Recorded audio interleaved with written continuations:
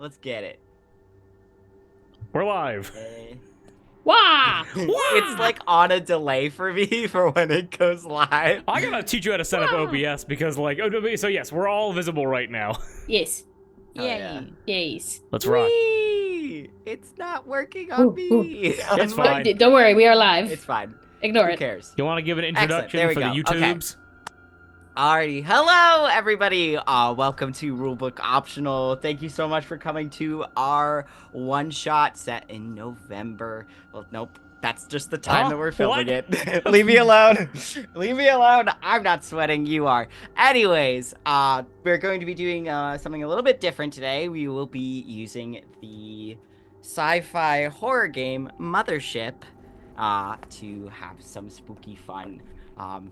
That's about all I've got going on right here before getting started, so... Space! Drew, are you okay? Space! Final frontier. I also haven't sat down for D&D in a while. It feels nice. Nice. Also, Beach. Drew, you are perfectly centered on the stream, but on Zoom, it is like, you are like here. I know. Let him lounge! I can't make my camera any lower. I need to sit. I need to sit. I need to see it.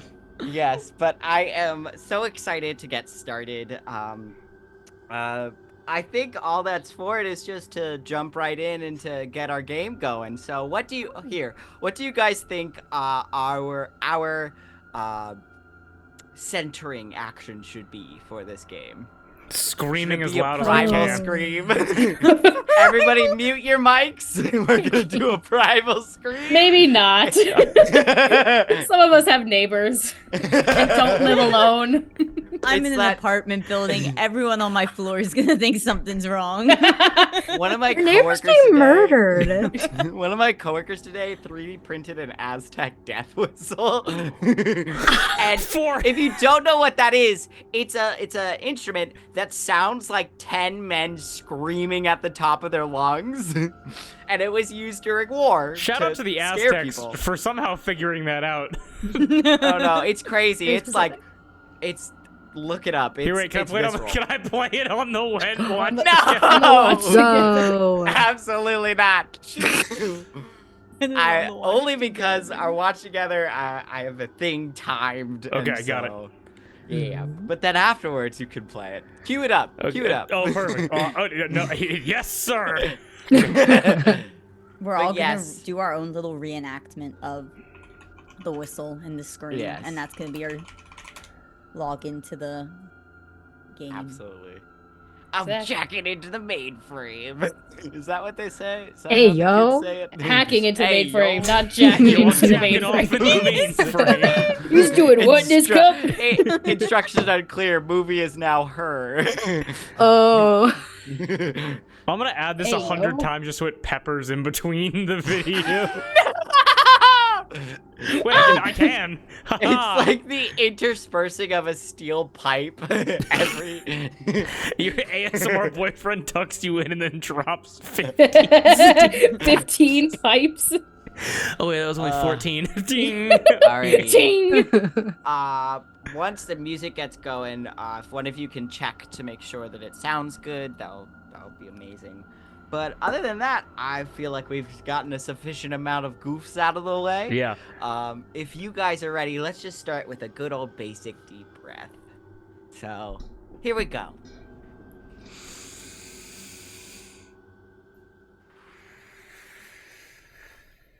Alrighty. So, I would love to welcome you to Mothership. Welcome, card-holding members of the Trivarium Union. A request to retrieve you from cryosleep has been authorized. Before defrost procedures can begin, you are required to take your time and place, or TAP, orientation bit course.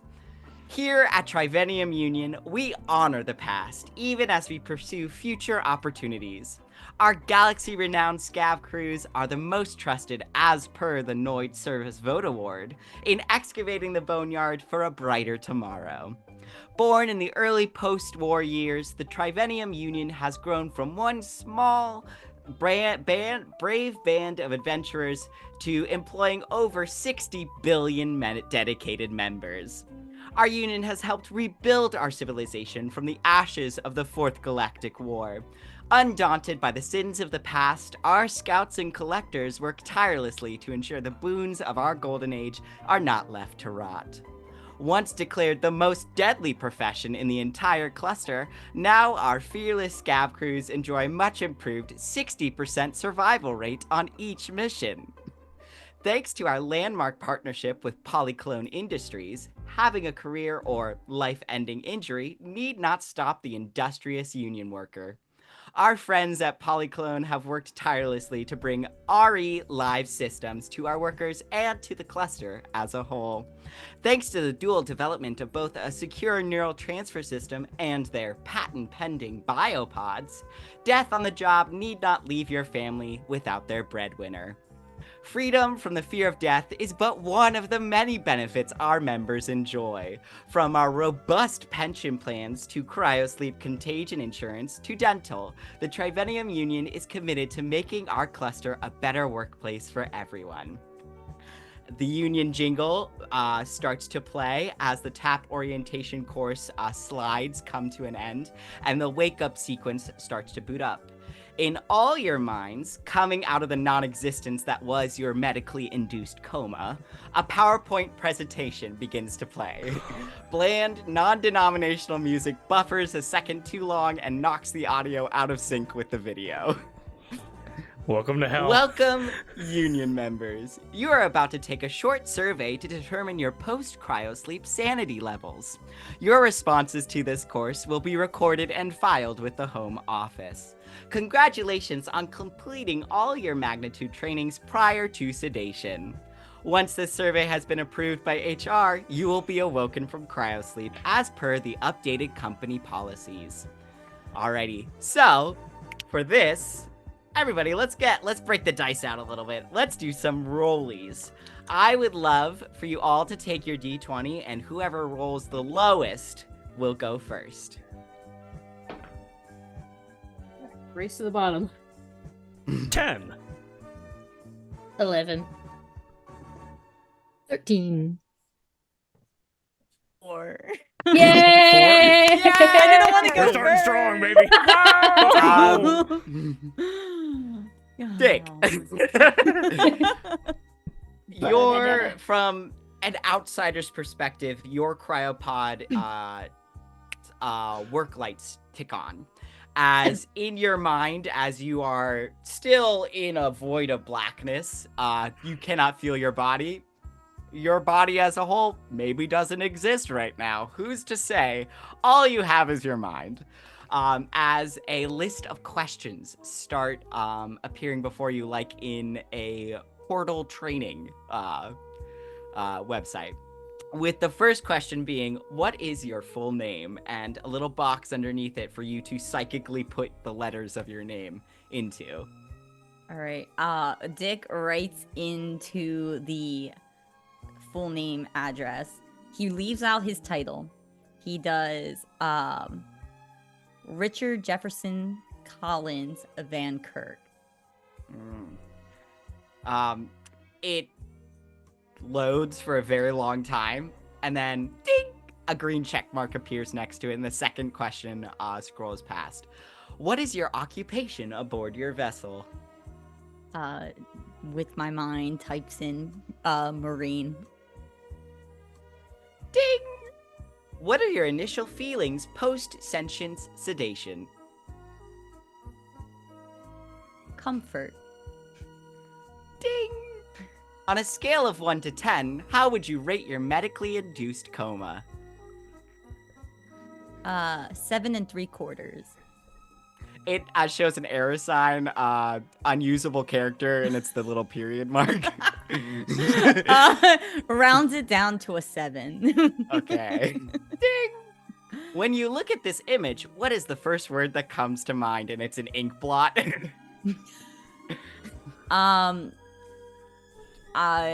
Geez, I think this really stumbles Dick for a second. Dick is like half awake, not even there, and is like, what the fuck am I looking at? And he is going to type in eyeball.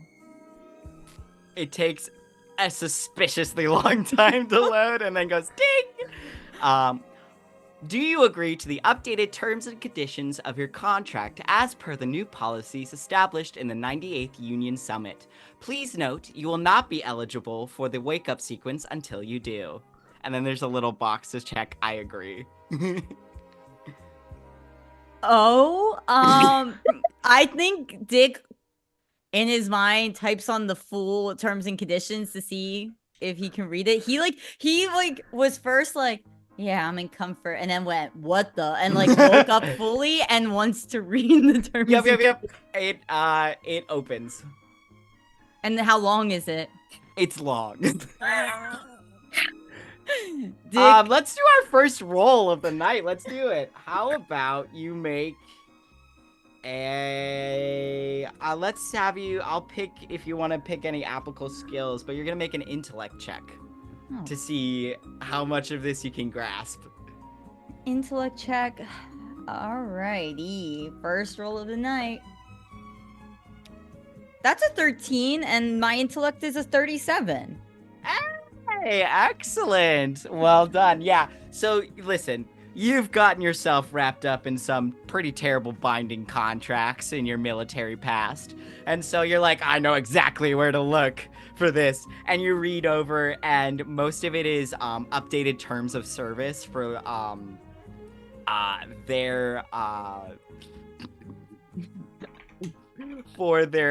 Trivenium Union also is a business, is a company, which specializes in this world's equivalent of mobile gaming apps, and it's just an updated to collecting data if you play the games.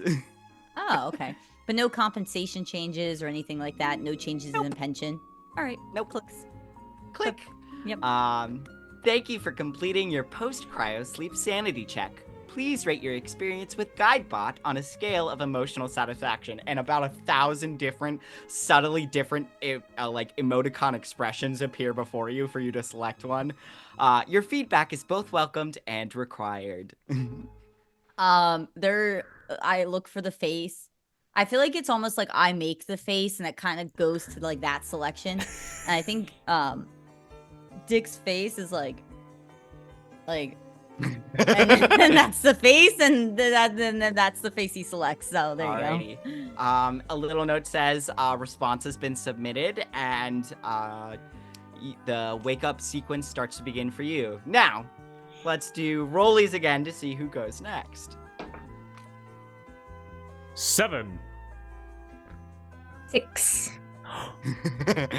13. Alrighty, Darby. Doke. First question appears. What is your full name? Dr. Pop Brewster. Ding! What is your occupation aboard your vessel? Scientist.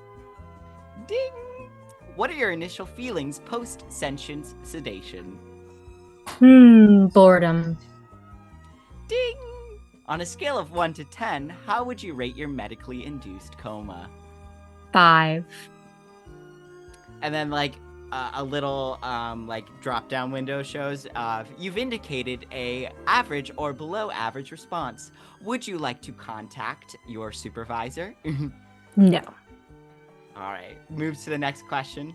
When you look at this picture, what is the first image that comes to mind? And it's an ink blot.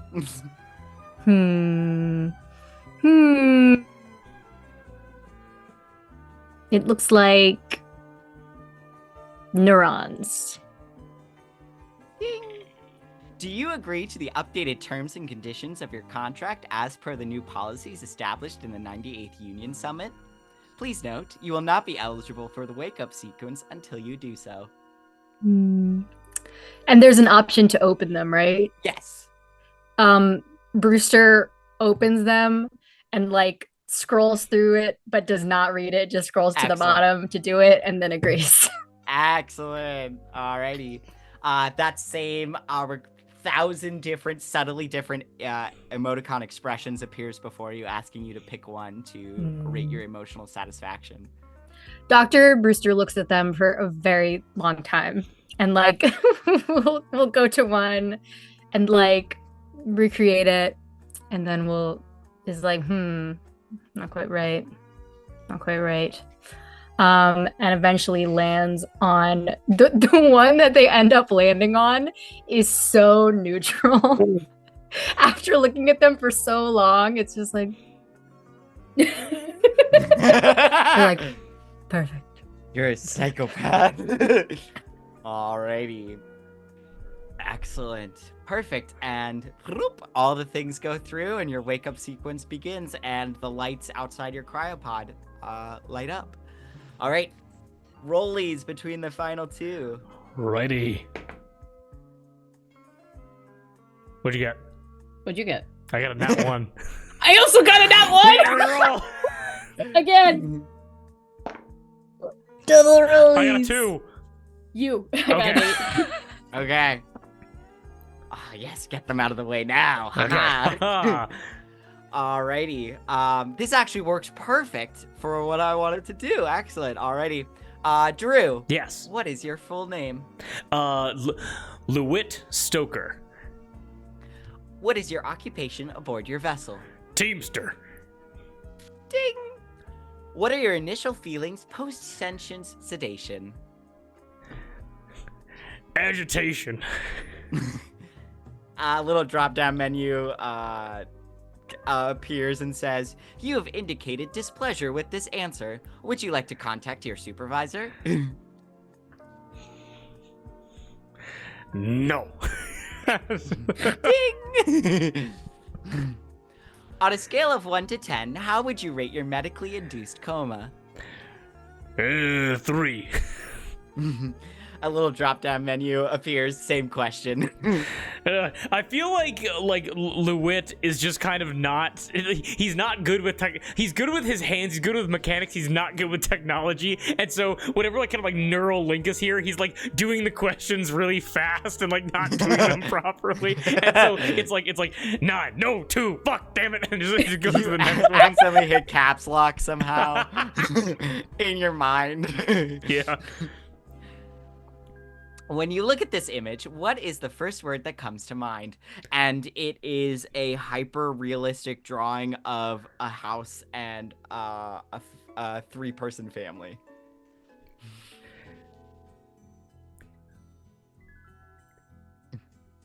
Aspirations. Ding!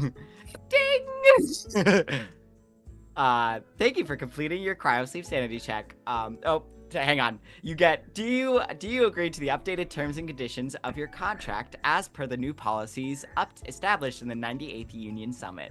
It's because of his brain. His brain automatically goes to like super long contract, no, and then because it's linked to his brain, it automatically declines the terms and conditions. You get like a flashing lockout screen that says cooldown initiated, 10 seconds till reply again. No, please check the required fields, and it actually like opens up the whole terms of service and starts scrolling through it. No. Yes. You keep accidentally saying no. After like 3 tries, I scroll through it, I hit yes, I go back a question, I go back, I hit yes. It progresses. Ding! Once again, that list of too many faces to count, all very like subtle emotional shifts, appears in front of you. Which one do you select? Like the one right below neutral, that would be like a slight frown. Got it. Same thing happens with your cryopod. You get the notification, and Kate, if you'll bear with me for just a second. Yeah. For the 3 of you, in quick succession, there is a tss of liquid nitrogen being turned back into nitrogen gas as you are coming out of your sequence. You awaken as your pods open up this way, and all of you fall out covered in goo, completely naked. As right next to you, plugged into a power bank, Ruff turns on as you get your own set of questions. First one being, state your model and your call sign. Or, whatever the equivalent fancy robot name is. Scans. Revolutionary, useful, furry, friend. And it like coalesces into the first 4 letters of rough. Excellent. Yep. What is your directive aboard your vessel? Emotional stability and teamwork among crewmates. A third question. Would you like to report or note any files you need to share with supervisor on your crew? Yes. Would you like a follow-up meeting with your supervisor? Yes. Alrighty, and then a little like drop-down calendar shows of like the next available meeting space, which is in like 2 hours. Excellent. Absolutely wonderful. As you and then your final question is, how would you rate your charging time?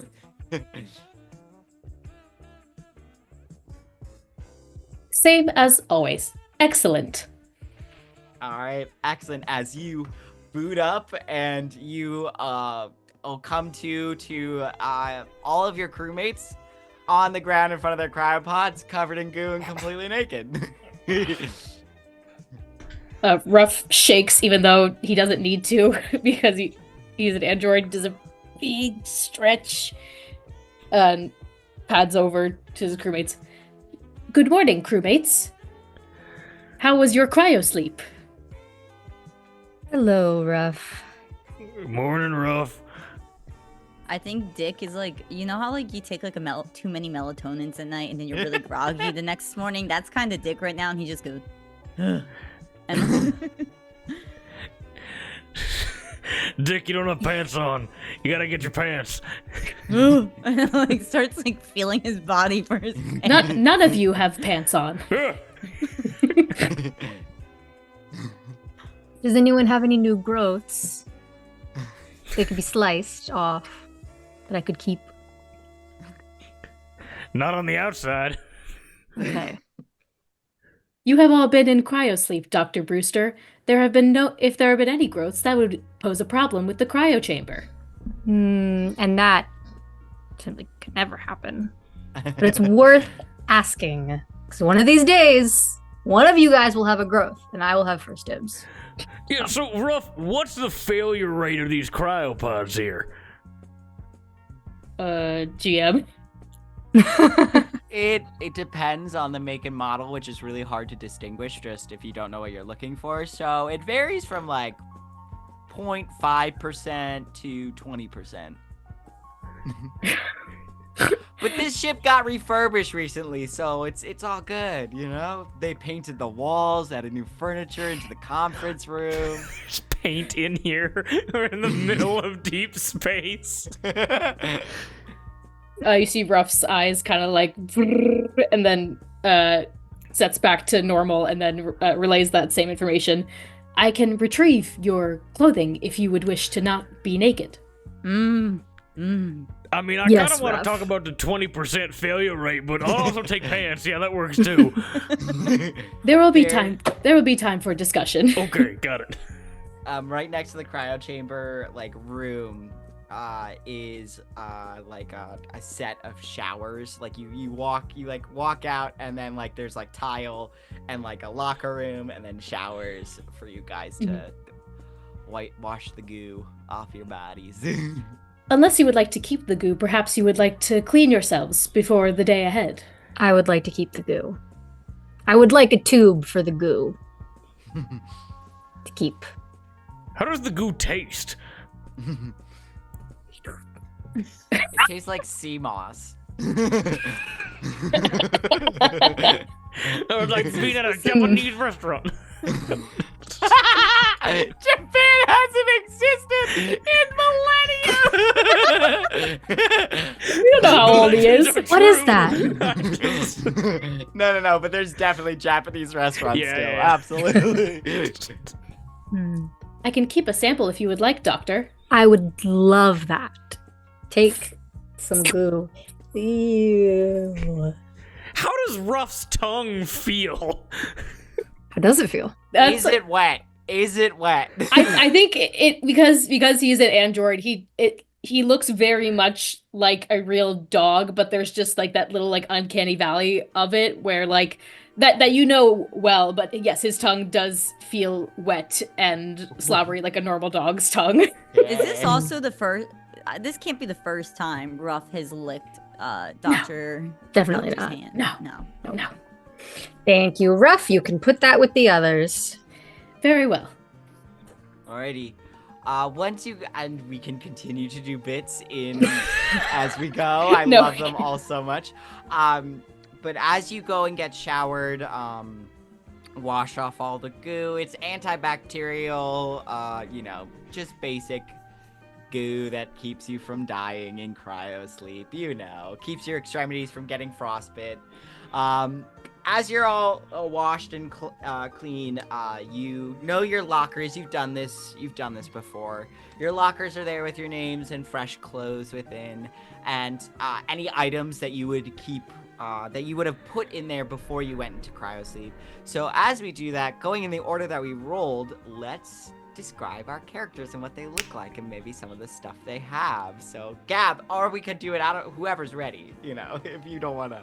I'll do it. Okay. So, Corporal Richard Jefferson Collins Van Kirk, or everybody calls him Dick for short. He is like early 40s. He's young, like mid-age, He has longer hair. He's got one of those little mustaches that kind of hang down the sides. It's all like speckled gray. He showers, and as he's showering, he like more waking up. I feel like it'd be like some sort of tradition for like Ruff to bring out like a cup of coffee specifically for him, and he takes it and sips it all in one chug. And then he puts on like a shirt, and then he puts on his like old military jacket, the Union hat, and yeah, some of the stuff he has a revolver, a flare gun, a hand welder. He's got this standard crew attire, which is like the shirt and like the hat, but he has like his own jacket. He's got flashlight, first aid kit, a Geiger counter, which detects radiation. Geiger counter, there you go. Somebody doesn't play Fallout. Uranium. Okay. He's got ready-to-eat meal kits. He's got a Miller blanket. Mylar, I think? Yeah. Mylar. It's like a camping thing. Yeah, he's got some radiation pills, a rucksack. But the biggest thing is that he has this trinket that he takes everywhere with him. It's a book. It's Treat Your Rifle Like a Lady. And then on the patch on his military jacket says, it's huge, like you can't miss it. It says, "Bend over, here it comes again," which I think just describes Dick's personality. And as he's getting ready, fixing up the hair, he pushes like the mustache down in the mirror. He has does a big wax stretch, for it. walks out of the bathroom. Take some of the goo. Excellent, amazing, perfect. Woof, what a man. What a man. What a man. Alrighty, What a mighty good man. Dr. Brewster, if you Yes. describe yourself. Dr. Brewster is very tall, very lanky, bordering on like unsettlingly so proportion wise. Has like kind of almost silvery blonde hair that it's like very short. A lab coat, obviously. Sort of like a goggle eye patch situation that they can like flip the lens upward, and like something's wrong with this eye. You can't quite tell, but it's got some sort of sheen to it that you don't quite like. And some of the things they have on the shoulder of their lab coat, they have like a big biohazard symbol. What are some things they have? I've got like a syringe, I've got a bandolier under my lab coat with one syringe in it for the one vaccine I have. What's the vaccine for? What disease? It is for. What is it for? It's for cholera. Excellent. For all of the water that we encounter in space. Obviously. Did you just get that, or did you buy it? It just came with it. I came up with. I have one. I have one.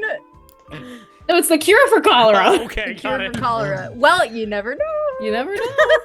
I found it at a flea preventative market, care and I for thought that it cholera. was exciting. Dr. Brewster and gives us all cholera with their vaccine. Yeah, but No, that's not how vaccines work. but I'm pretty sure Dr. Brewster's They got it at a logic- flea market. But Dr. Brewster's logic would be like, well, if you get it once, you can never get it again. So I might as well be the one to give it to you. Yeah.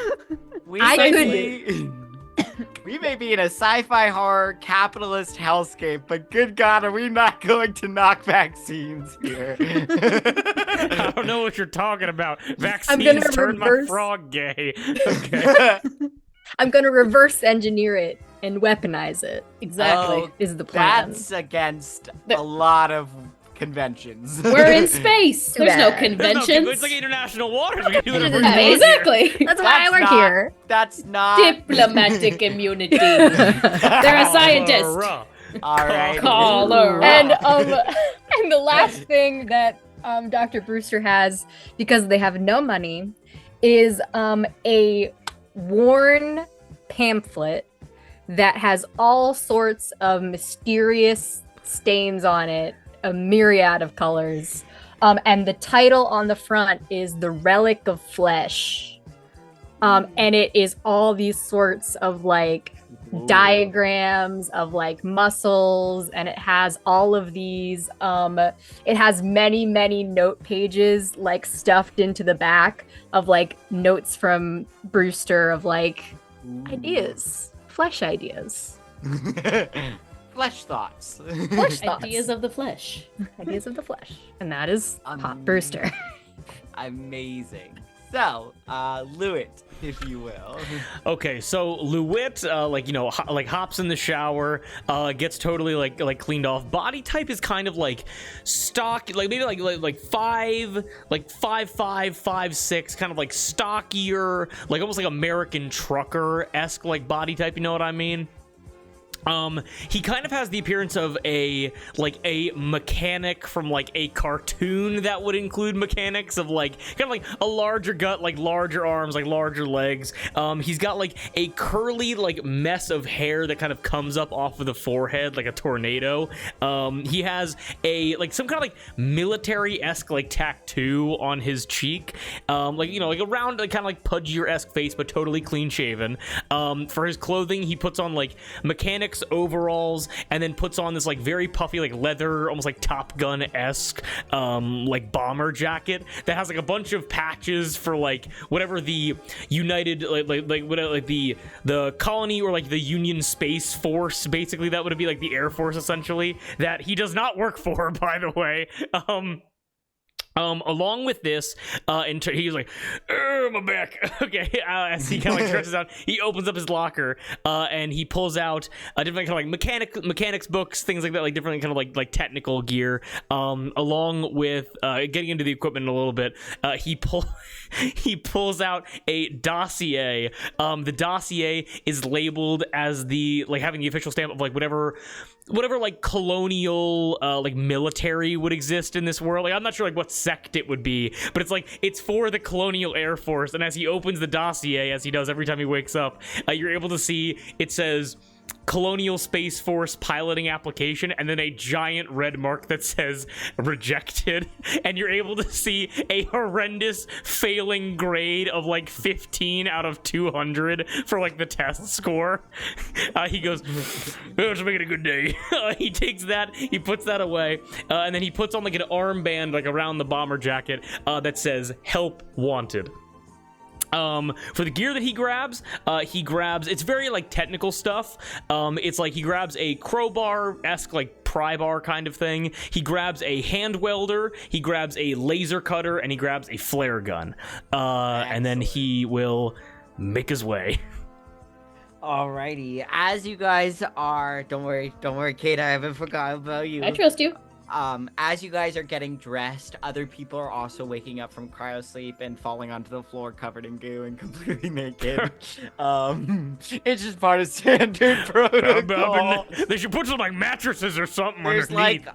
like a Roomba robot going around cleaning up the goo from the floor.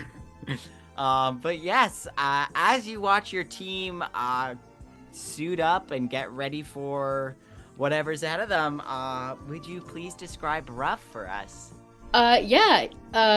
You see a yellow Labrador Retriever, for all intents and purposes. Big male, big stocky build, relatively like short coat, with a bit of like scruff around the edges.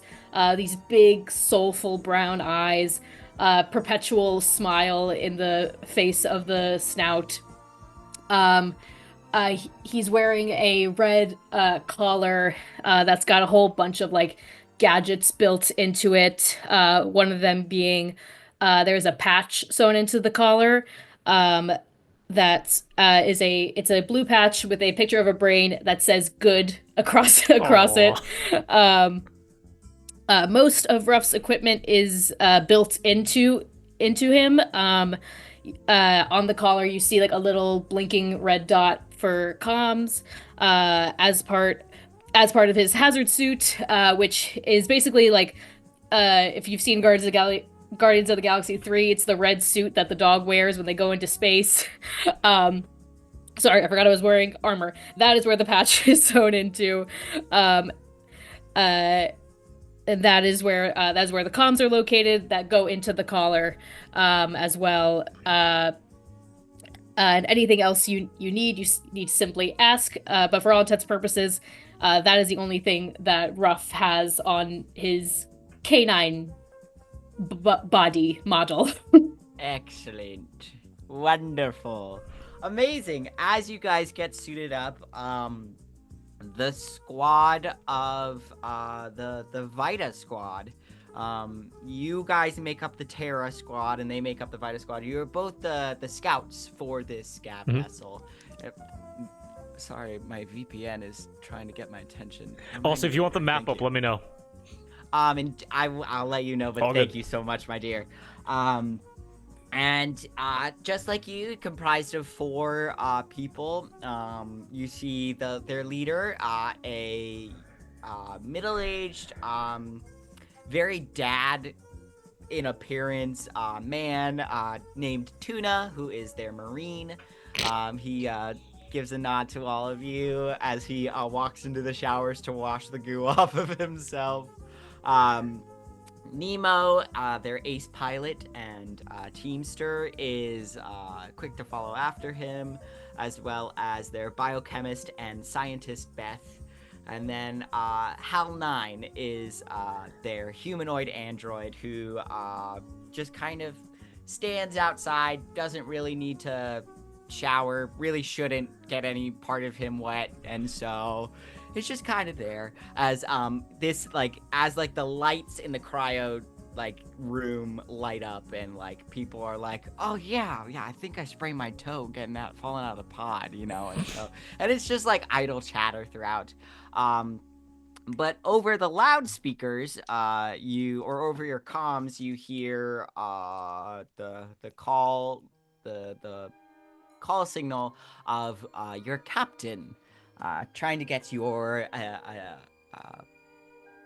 vocal response. And so over the lines you hear Captain Vega to Terra Squad, over.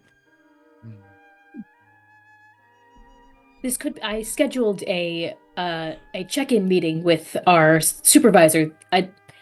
It must have been 2 hours, but we should make our way over, and I'll start waddling over. Yep. Yes, excellent. You guys have as Vega gets that confirmation says, if you can make your way to the the debrief room in about 30 minutes, that would be That would be great. Eat something before you get here. Dick goes up to Lewitt and goes, y'all think that Vega finally showed up? I want to see that smacking bod. Damn, Dick. Dick, I want you to know that right now your comms are set to public. Thank you. Now you're trans. Now...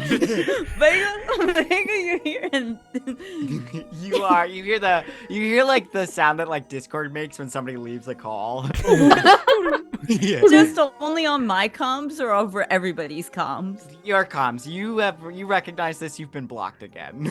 Oh god damn. You're gonna have to make you a new account now. Yeah. So many union emails you can do. Exactly. Yeah. Corporal, do you have an urgent message to get to the captain? No, Ruff. Do you know she's on board today? I believe so, as she requested our presence in the next half an hour. Oh, nice. Yeah. Okay, so Dick, here's the plan. We're gonna be wingmen each other real hard here. Now I'm gonna do everything I can because you've been going after Vega for how long have we been assigned to this unit? 5 You've years? been a squad for 5 years. You have been pining after her for what feels like an eternity, but in reality has only been 5 years. It's an eternity to me, man. An eternity. Hey, she's only been married to her wife for 25 years. I think you have a shot. Thanks, Doc. I always appreciated your common sense, your thinking. Thanks. We'll Maybe formulate a today's the plan. day. Well, Hey. yeah, 5 is 1/5 of 25, so that's some easy math right there. If my memory core serves correctly, I believe that Captain Vega is in a polyamorous relationship. Oh. Well, that's even better. So and you're he saying starts there's a chance for me He to find runs. love. He runs to go get food and be the first one in More the merrier. room. What if we all got into a relationship with Vega and her hot wife? That would be odd for me. You love connecting with people. That is true. It does not have to be a romantic relationship on my part, Yeah. but I am already spoken for with my owner Zima. I forgot about Zemer.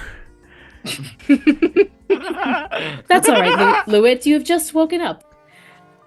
Real quick before I head over, I want to. Ruff's gonna pat over to Hal 9. Is it Hell How's 9 or this? Hal 9? HAL 9, so HAL-9. Okay. Yeah. And sorry, I forgot to mention this when I was introducing him, but you'll notice Ruff is modeled off of a male yellow lab, but he's kind of stocky. But he's also kind of bigger, like he's got looking kind of like plump around the middle. He's a heckin' chonker. He's a heckin' chonker. Well, it's also because his trinket is that he has a corroded android logic core that he kept. So when they put in a new one, they had to build around it. So he looks like a very big boy. What is a corrupted? I don't Corroded. know if you should have that. Corroded, not corrupted. Okay. Guys, Ruff's left got him in lithium water for batteries. too long. I'm gonna blow up any day now. Hey, don't give me ideas. He's 5 minutes away from retirement. Don't do This it. team would crumble apart without. Yes, this is true. Anyway, I go over to Hal 9 and like butt his hand. Oh, my coworker. Hello. Hello, Hal 9. How was your charging procedure? It was adequate, as always. As always. What, do you have any insight as to what Captain Vega is calling us for? Like where their eyes usually are, just starts rolling wicked fast in his head. Mhm. And like you see the pupils like as he accesses the more advanced thinking network of his core, and then eyes land back into place, and he goes, I do believe, besides our standard mission debrief before our next endeavor, The captain is, as per the new company guidelines, needing to check on our emotional well-being after last mission. Ah, how very nice of her to take away the burden of, at least, at the very least, my directive, but I'm sure she knows I am happy to do so for my team. There's no need for her to extend herself. I do believe it is, on an as-needed basis, and more as a supervisor role rather than as a care provider. Very smart. Very, very good. Very good. Best of luck to you, coworker. You too, and he offers his hand for you to shake.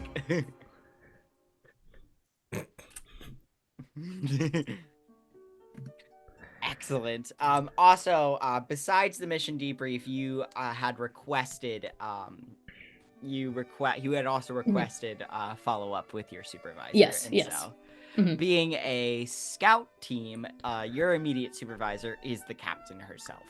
Got it.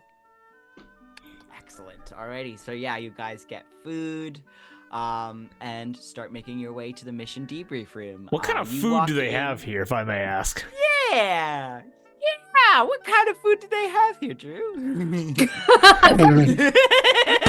Uno, There are reverse. two ways we can go about this. Either the Union has found a way to replicate, like, Terra-esque farming on other planets, and so there are, like, preserved, like food shipments that come in that have been, like, stockpiled on the ship of, like, you know, it's like a burger that it's like burgers and meats and stuff and like vegetables that you'd find on like an aircraft carrier or like a submarine, where like it's good, it's not fresh, but it's good. Or it's like, submarines make their own bread. You know, They make their own bread. Yeah, people eat good on submarines. Sorry, I got into a deep dive about what people eat on military nuclear submarines. So they cook all their shit. It's crazy. You really taste the yeast in this one.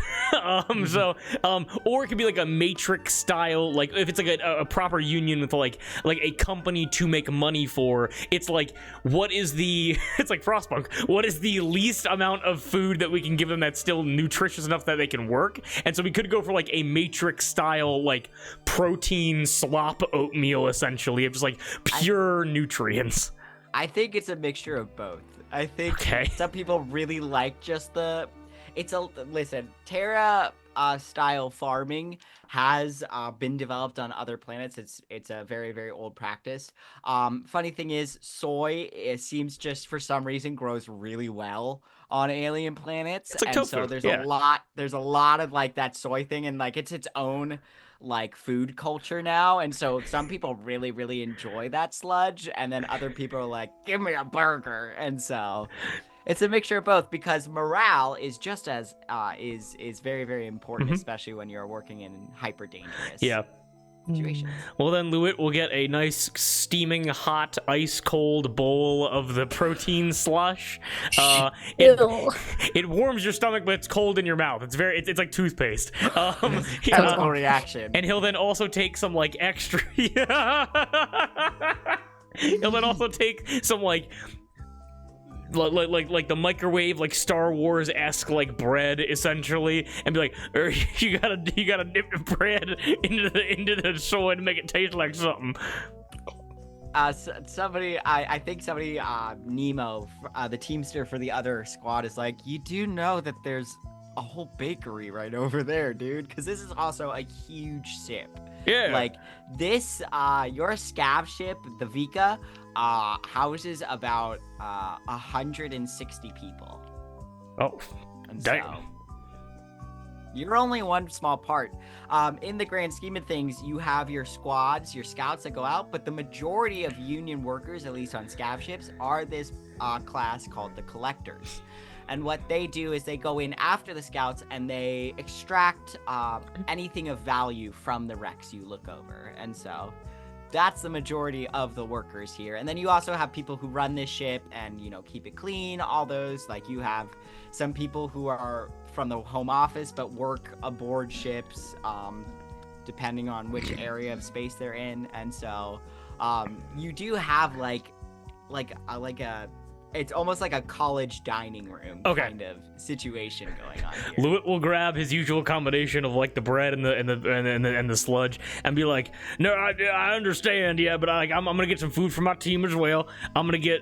Look, we need to get 9 stirks for Dick because Dick needs to keep his protein up. I'm gonna get alcohol for the doctor because the doctor says it kills the germs on the inside. And then he's gonna take like a Popsy or whatever like kind of like soda they would have here and just shotgun the entire can of like soda and then crush it and go. And I got a little tin treat for a dog. Aww. Excellent. So we don't sell alcohol when we're about to go on missions. This is standard Union protocol. But it's doctor's orders. If you have a doctor's note, I can get you alcohol. Fuck. Come. Standing behind you, Dr. Pop Brewster is frantically pulling out like a piece of like scrap paper and is like, "Give me booze from Dr. Pop Brewster. P.S. Also a strawberry milk would be great." Folds it in half. Gives it to Takes it, looks at it, goes, "Okay, all we have right now are rum chata. Is that all right with you?" That'll do. Okay. What, does the supply ship blur up? Like, why do we only have... The other stuff hasn't defrosted yet. Oh, God. So, yeah, hands out all the food and stuffs, everybody. Yeah. Excellent. Alrighty.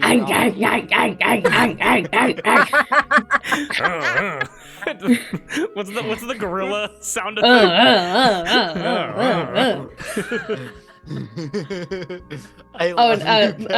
Lewitt, as thanks for the treat, Ruff looks like he's got something like in his mouth and walks over to you just like, "Hey, it's like Scratch from that video game." We'll happily take it. And there's a short. He spits out a short range comms. See, I was calling for the doctor. I was wondering why I wasn't getting back to me. It's because I didn't have the thing on yet. I was just playing pretend. I was holding it for you. Yeah. Now you do confuse me, Ruff, because you're always making things wet with your mouth, and I don't know what part of you is creating the wetness, but that's a question we can get into later. Very well. I will instruct you on the make and model of my design and the fluids within later. Just like, yeah, because like as eating, he's kind of like walking away, just kind of like transitioning from the scene. At least Lewitt out of the kitchen is like, because it just seems like a kind of like an engineering waste to have to refill you with fluid just so that you can pant and be wet in the mouth. No, there is a well. Wait, what? There's a well? I am meant to look as close to how my design used to look when we used to inhabit the Earth. And by any means necessary, I was meant to replicate that. Therefore, there is a well of fluid within me that allows me to produce drool and moisture. So do you, like, fill yourself up, or does someone have to come do that for you? The charging stations suffice. You turn electricity into water. You are more than welcome to ask my owner, Zima, about my design. She is very smart. Zima sounds like a smart lady, and will just drink the rest of the protein sludge, so...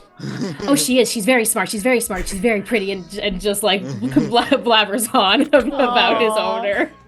Oh, Biggie. Awesome. All right. So, yeah, you guys, unless... anybody has anything else to add? A doctor, you slam back like 6 shots of rum chata. Oh. Nice. What is rum chata? Look that up. They chase it with the bottle of strawberry milk and approximately 8 Tums. Excellent. Because isn't rum chata like that, like milky? It's the It's milk. like Bailey's. Yeah. It's Yum. like a coconut, like, milk rum. It's Yeah. Here, I'm trying to pull up a good photo on my We phone. had it that one New Year's when we made, pepper. Oh, yes. Oh, Oh, yeah. we sure did. Rum. Caribbean dairy, rum. Dairy Sorry, cream, cinnamon, vanilla, sugar, and other flavorings. We felt I love awful. other flavorings. 13.75 to 15% alcohol by volume. Woo! Killing all the germs inside of you. Yeah. It's very important. Excellent. Yeah, so you guys make your way to the debrief room located up on the bridge of the Vico. This has been the starting point for the last 4 missions you've done over the last 5 years. 8 missions you've done over the last 5 years. And Vega had the center hollow screen. So what it is it's like a fairly standard conference room. But the ship's at the last shore leave, the ship was refurbished, and so the old cracked office chairs have been replaced with new ones. The center table, it's like a long conference table, but the hologram projection was repaired in the center of it, so now it works. And someone, probably Tuna, bought fresh markers for the whiteboards that line the wall. So that damn team always trying to show us. Oh. All right, we'll just go slap them in their Cairo sleep next What? time. Because you see them all sat there as you walk in. Hi. Hi, friends. Nice to see you all awake. Yeah. Anyways, Yeah. and then as standing up from her seat at the end of the table, you see Vega. Vega Tharn is a impressive Union veteran in her early 50s now. Has the scars to prove it. Black woman, streak of gray in her otherwise very long black dreadlocks that she has. Scar over the right eye or the left eye with splitting her eyebrow in two.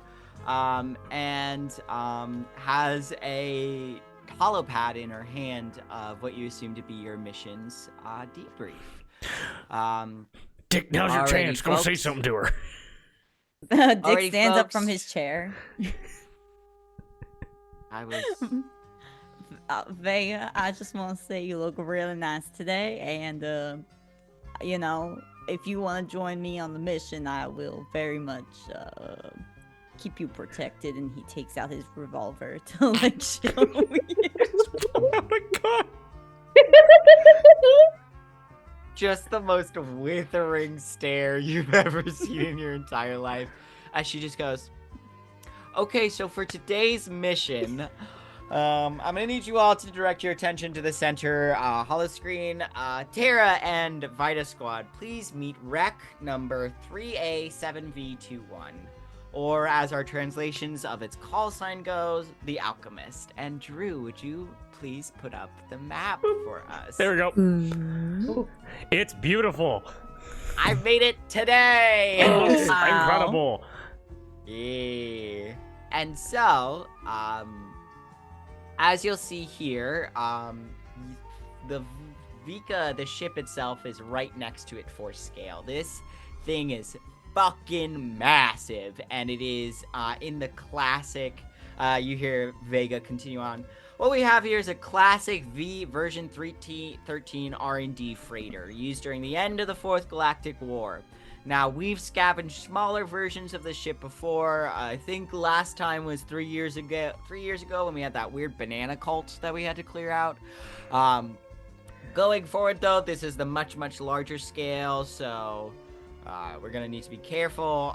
We're going to enter through our 2 pinch points, and she points to the different airlocks that you two will be going through. And let me pull it up on my screen so I can look at it.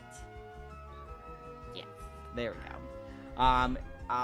Vita Squad, you will be going through airlock 382 and making your way up to the bridge to see if we can get control of the ship and or control of the mechanisms that should help our primary squad, Terra Squad, through down to the research and development sector. Terra Squad will be going in through airlock 257, And from there, you'll be over comms, keeping in contact with each other. So, as your mission, as always, scout and gather intel on the ship, on what the ship carries, help secure it for the collectors. Do your best not to blow up anything valuable. However, you do remember, and I am legally obligated to remind you that you have legal protections if you believe a weapon of catastrophic power should not exist. You do have legal protections in destroying it. Those are waived if you decide to keep it for yourself, though. So, just something to keep in mind. I'm almost afraid of axe. Yes, Dick. I heard you are in a polyamorous relationship. I heard you talking about ships, and I just thought I'd ask if you were also in a... Very carefully and very intentionally, she lays her hands out flat on the table, and you see every muscle in this built fucking woman's body tense as she just looks at you and says nothing. Well, now, Vega, what I do gotta say is, now I think what Dick was trying to say to you was, he's good with ships, and you're in a relationship. And so he's trying to basically say that he'd be good in a relationship because he enjoys ships. Right, Dick? Dick pulls out his revolver again. Ruff, can That's you right. remind me how many marks on their union membership cards these two have? Wait, put a mark on my card. How many? So it's a mark for waving a weapon around recklessly. And Twice. also for sexual harassment, that's 2 marks. So totaled all up, Dick has about 40, and Lewitt has 15. 15. Wait. Hey, Rob, can I ask what exactly those 15 are for? Because I think I'm a pretty tame individual. Yeah, and I shouldn't have 40. I know I don't have 40. I didn't break any rules. You have a gun out, but you stop waving that thing around. You have it out right now. Oh my god. Well, look, we'll bring back the booty, and then I'll get rid of my demerits, okay? We bring back the booty so I can get the Yes, booty. All right. Exactly. Doctor, you have a question? Captain Vega, I have a question. Yes. So the protections are waived if we keep the weapon. What if Yes. we purchase the weapon? What are the So thoughts if there? you acquire the weapon, Yes. you will have to go through an immediate investigation via the Union, and you waive right to any legal counsel when you take that weapon. But if it's a purchase. Then it will be an illegal black market purchase because the Union does not sell catastrophic weapons to individuals. I see. And writes in big letters, "Don't get caught." Smiley face. I see. Okay. Alrighty. It's fine. It's always been fine. Getting back to the matter at hand, initial scans show no significant amount of biomass left in this ship, although it is several thousand meters big. Yeah, it's like 15 kilometers tall. It's crazy. It's a floating city. That's like 3 miles. That's just like the my basic. dick. And I like give Louette a shoulder. Jesus Christ. Okay, we do need to actually hear the president. We're getting paid to do I'm this. so sorry. I'm so sorry. Dick, Let's go. put Let's your go. fucking cock away. What are you Which doing? one? Do you take your dick out? Is your dick out? No. Okay. No. You just call your He was gun making out. a joke. He's making a You joke. keep Vega, like, as she's talking, walks over you, takes your pistol out of your hand, and then just hits you over the head with the butt of it. Raises a paw. Captain, while I know our company has a zero tolerance policy for sexual harassment, I believe there is also a zero tolerance policy for violence among workers and staff and I know. bosses. We, remember the last court date we all had, friends? And what the judge ruled? And in this scenario, what happened was the judge ruled that should Dick continue to make disparaging marks towards Vega in front of the presence of other people, Vega may take appropriate disciplinary actions. That was a court ruling. That set precedents going forward. Yep. Nice. Oh man. All right. I respect your authority, Captain, but please, I value the lives of my teammates, and I would please respect that you not hit them in front of me. Noted. Are you gonna say no to the Durg? And then she's gonna pocket your rifle because you are not displaying safe riflemanship with it, and so you don't get to have it right now. Do I get it after the meeting? Before we enter the ship, I need it to protect my Yes, teammates. you will have adequate equipment for when we enter the ship. Jesus. Nope, Jesus doesn't exist anymore. Who is that? Mother Void. Nope, that's probably copyrighted by Star Clumpin'. Trek. Never mind. By who? Clumpin'.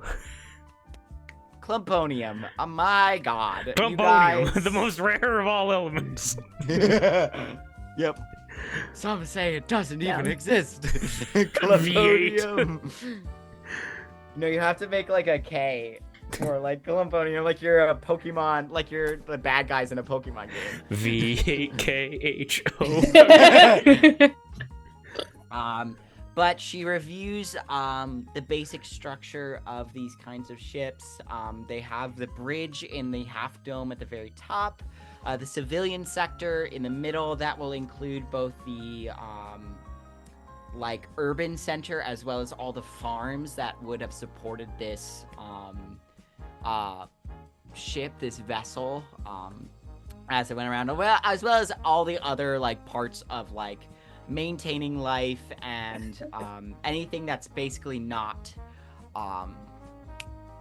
part of like the research and development.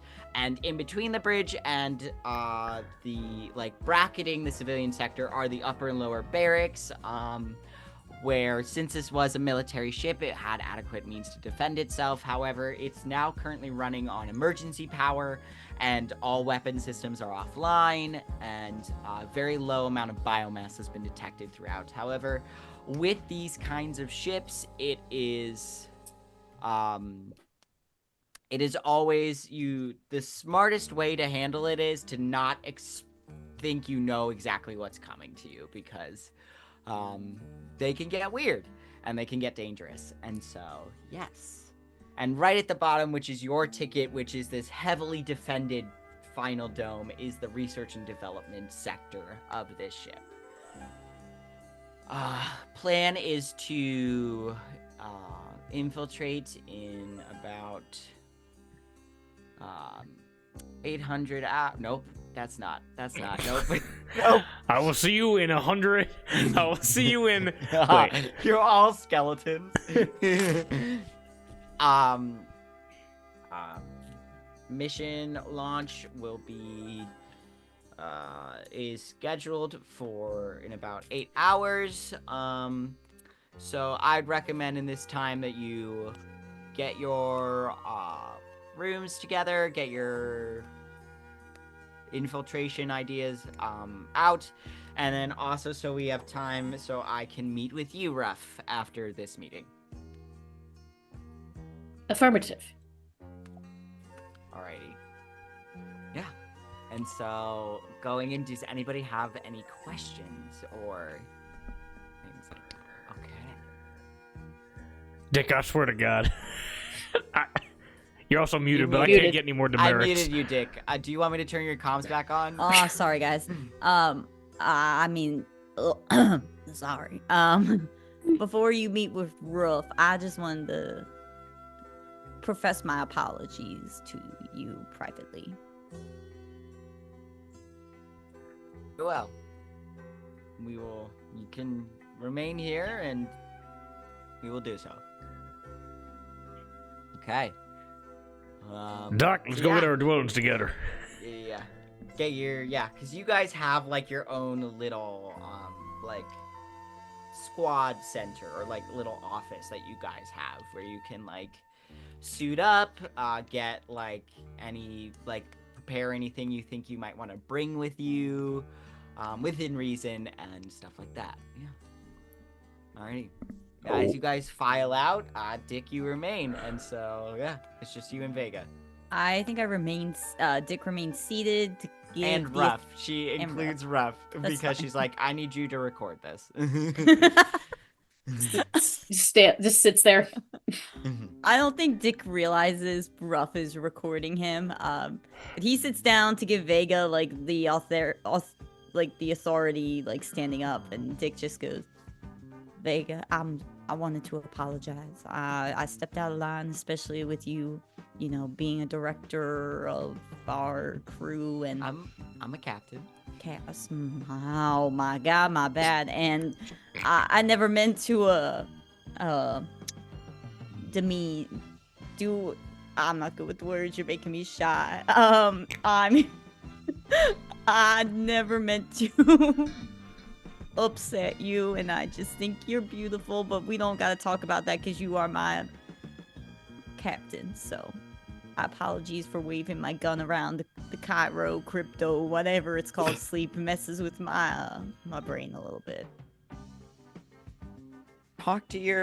You should talk with a physician about that. They can adjust the goo potency to help with that. Yeah, that'd be great. But your apology is noted and appreciated. She hands you back your gun. See to it that in the future we don't have to have this conversation again. Should all be well. I respect you. And he walks out. Okay. Righty. Would you like me to send you that recording, Captain?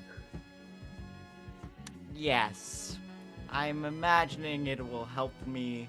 It's the first time he said sorry about anything, so I'll keep it. It is a mote of improvement. And transfer that over to whatever device is nearby. Excellent. She sits down across the table from you and says, and then like pulls out a data pad and a pen and like slips on like a pair of like reading glasses and says, all right, so yeah, you noted that you wanted to have a meeting with your supervisor about your team. Mm-hmm. Go for it. What would you like to discuss? I would like to discuss what I can do to better their improvements in terms of teamwork with this upcoming mission.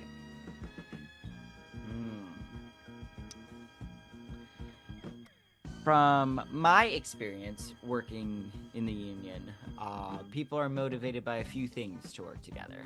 Money, loyalty, empathy, a whole gamut of different things. Your team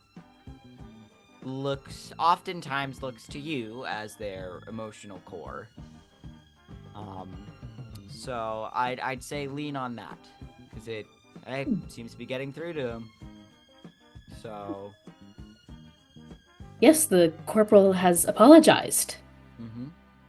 Is there anything specifically about teamwork that you are worried about?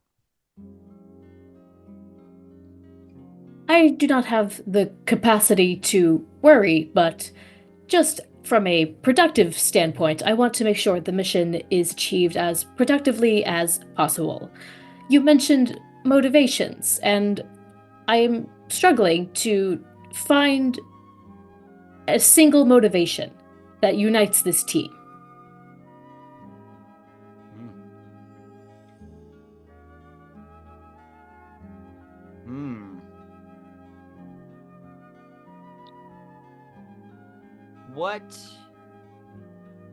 What gets them going? What gets them putting one step in front of the other? Well, the doctor seems motivated by advancements in their studies and discoveries.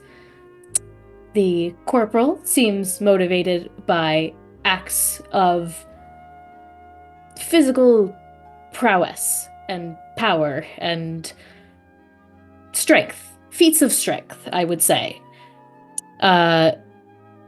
Lewitt seems to be motivated by achievement and success, though he has not had much in his life in the time that I've known him. Well, the three of them seem to get along great. So, how about, instead of focusing on what motivates them each individually or what outside of them is important to them, why don't you focus on building the relationship they have with each other and with you? Very adept, Captain. I try. Astute. Adept perhaps is not the right word for that. I'll take either. Good. Yeah. Anything else? Not that I can process, but this was good. Thank you, Captain.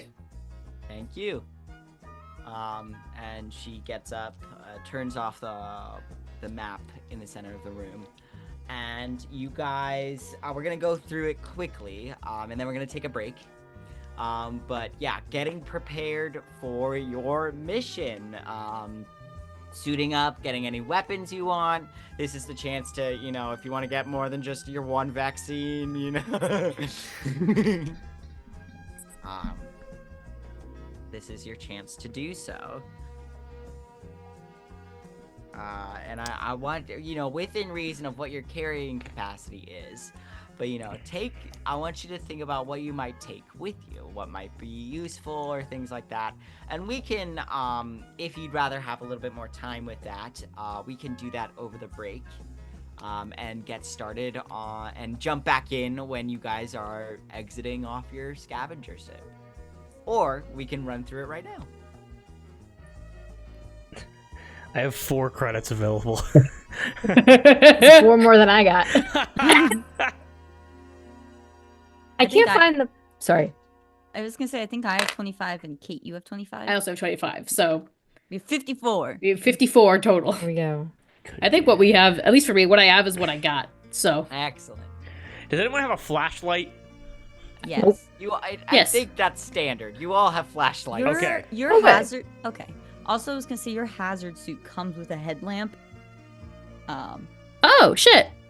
Yeah, Yeah. then Lewitt, if you don't have a flashlight for some reason, I can give you mine. Okay, got it. I just took one just as Like- like a default thing. Anything like basic stuff, like basic survival tools, stuff like that, we're assuming that you have that. Got it. Darby, like does the what? doctor have a sample collection kit? I super don't. Oh, it's only 50 credits. Probably wouldn't do that much, but We have 50 credits. We have 50 credits. Only if no one else has anything specific that they want or need. we turn out all of our pockets. And we get like a high school science kit. Yeah. It's like a The Nat brand. Geo brand in like a cardboard box. Yep. It's like the thing that Grumps Billy did. Knee is Yeah. the brand of the science kits you get. It's like the Grumps forensic thing of like Dan and Aaron, and it was like, and then I put my fingerprints on it, then I put my hair in, and now I have a box of fingerprints and hair. But I think we're good with equipment. That it sounds like it. Unless you want that sample collection kit. Could I please? Of course. Of course.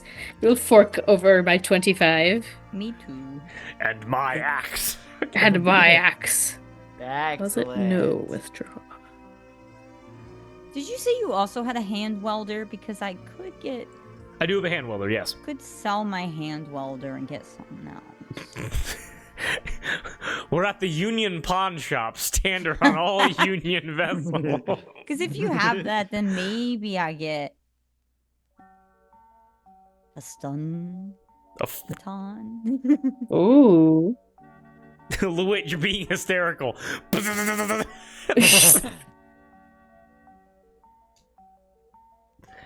God. Why does the goo taste like seaweed? Sea moss. Sea moss. What does No, sea sea moss taste like? I don't know. It tastes like a When we go Japanese to restaurant. when we go to the I beach think and it Moss just goes tastes into like the ocean, Yeah. it tastes like that. That's what it tastes like. So wet. He finds two rocks think it just adjacent and just tastes starts like going to town. I think sea moss just tastes like straight up seawater. Raw sea moss has an earthy underwater taste similar to clams and oysters. If you don't like seafood, the flavor of raw sea moss is probably not going to be for you. Can you eat sea moss? I guess. It's at that super expensive grocery store in LA. Erewhon? Yeah. It can boost the immune system and may even protect the body from contracting salmonella. I gotta get me some sea moss, guys. That actually might. That Oh might my help god, with, Drew. That might You have help to with take the us before. eventual cholera outbreak. There we So go. right. We keep the goo The eventual so we can cholera combat the outbreak. cholera. So, Doc, Exactly. I just got a question for you. Now, we keep joking around. Will that give me cholera? I'm not entirely sure. Unclear. I'm trying to make it give people cholera. You're trying to make it give people cholera. Yes. That would be, I think, one of my greatest achievements to date. Now, just so you know, when I was going to the military academy, I did get all the vaccines, and I did not get a cholera vaccine because they said our filtration is so advanced we have eliminated cholera. So you're trying to reinvent the disease cholera. They might name it after me. They'll call it Popka. Brewstera. Brewstera. Popka. Popka Brewstera. Prop the Brewstera. Now you're speaking my language. There we go. I think Alright. that could be good. And Right. then I make a new vaccine with the sea moss infinite profit. You're like that Hey, one asshole, Andrew Wakefield. Yes. Hey, Rurf.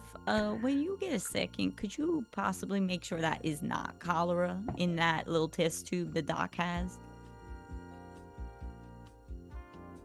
Doctor, do I have permission to scan this vaccine you have? Do you have to take anything from it? Or can you just like... I've never tested a vaccine before. I suppose I could give it a scan. Okay. I take it. I hold on to it very, very tightly. And I hold it out in front of Ref. It's very questionable looking. I got it at a flea market. It's not even cholera adjacent. It's a mystery syringe Just mold. that has cholera written on it in Sharpie. It's just mold. It's Can I make a roll about it?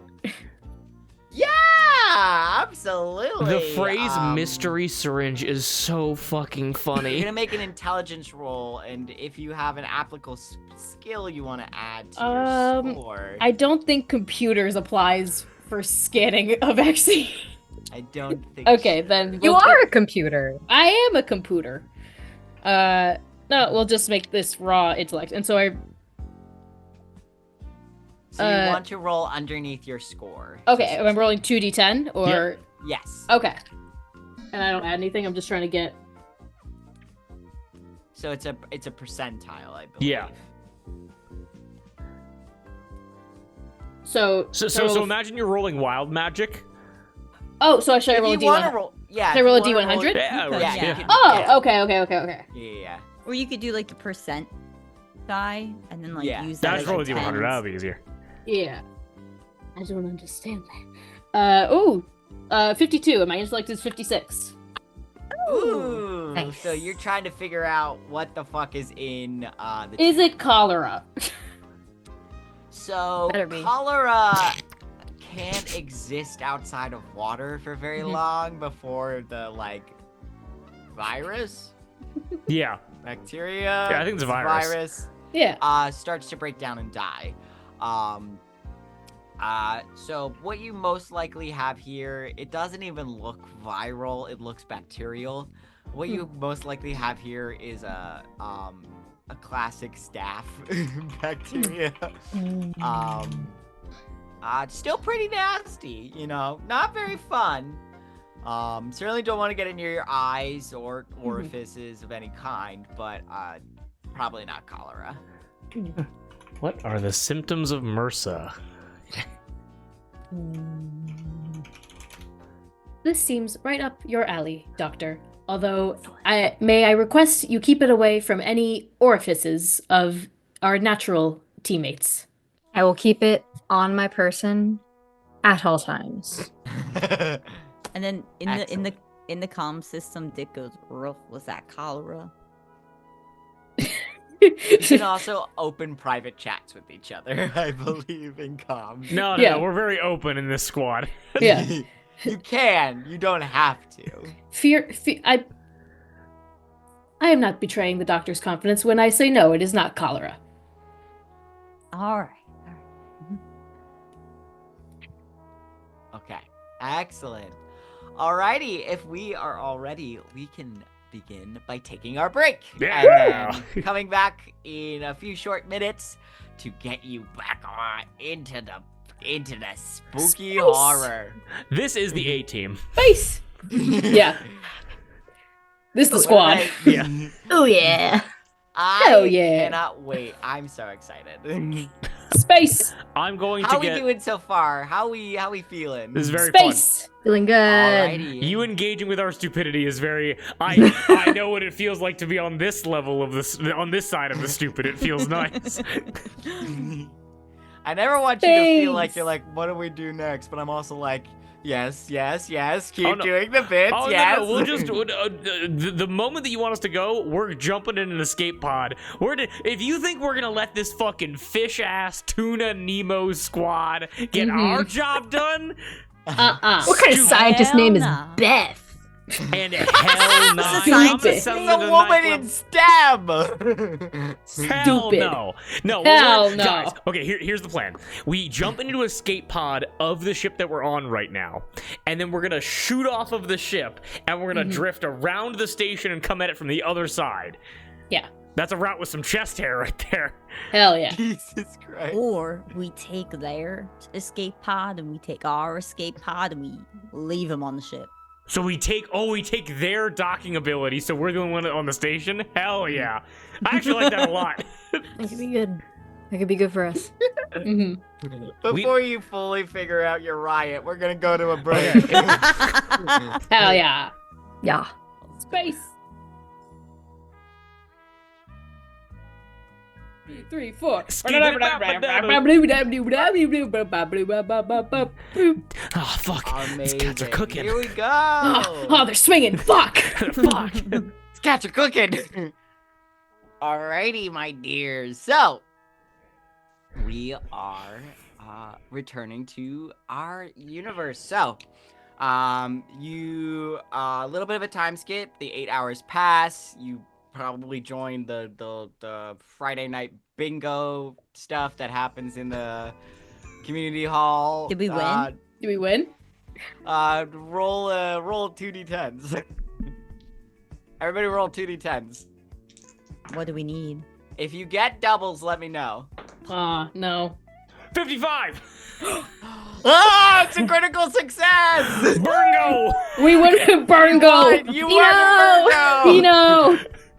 I got to learn! I got to learn, everybody! You get the weekly pot of 60 credits. I can get a sample set of my urn. There's 160 people on this ship. Like, Fuck all of you!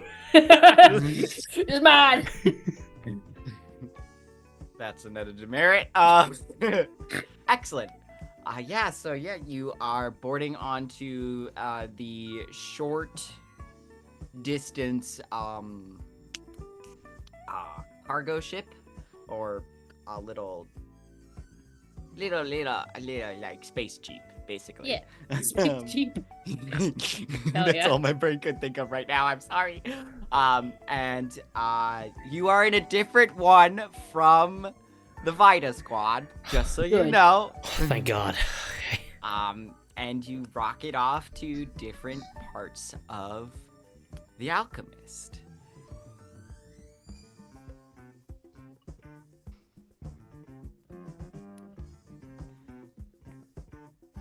As you approach it, this thing is in the part of space where the nearest star is 500 light years away. There is no light illuminating this ship except for the high-powered beams of the Vika. And so as you rocket off from your Union ship, out from the void, it emerges and gets bigger and bigger and bigger, and it consumes every part of your windows, and then continues to get bigger and bigger and bigger until you feel exactly how small you are. This is a ship that once housed a city. This is a ship that once fought in the worst galactic war of all time. This is a ship that, seemingly undamaged from the outside, now sits quietly on your approach.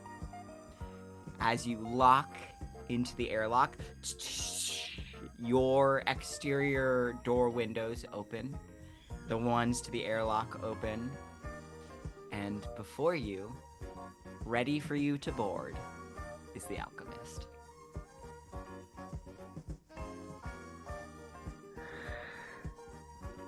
Here we go. Off retreat.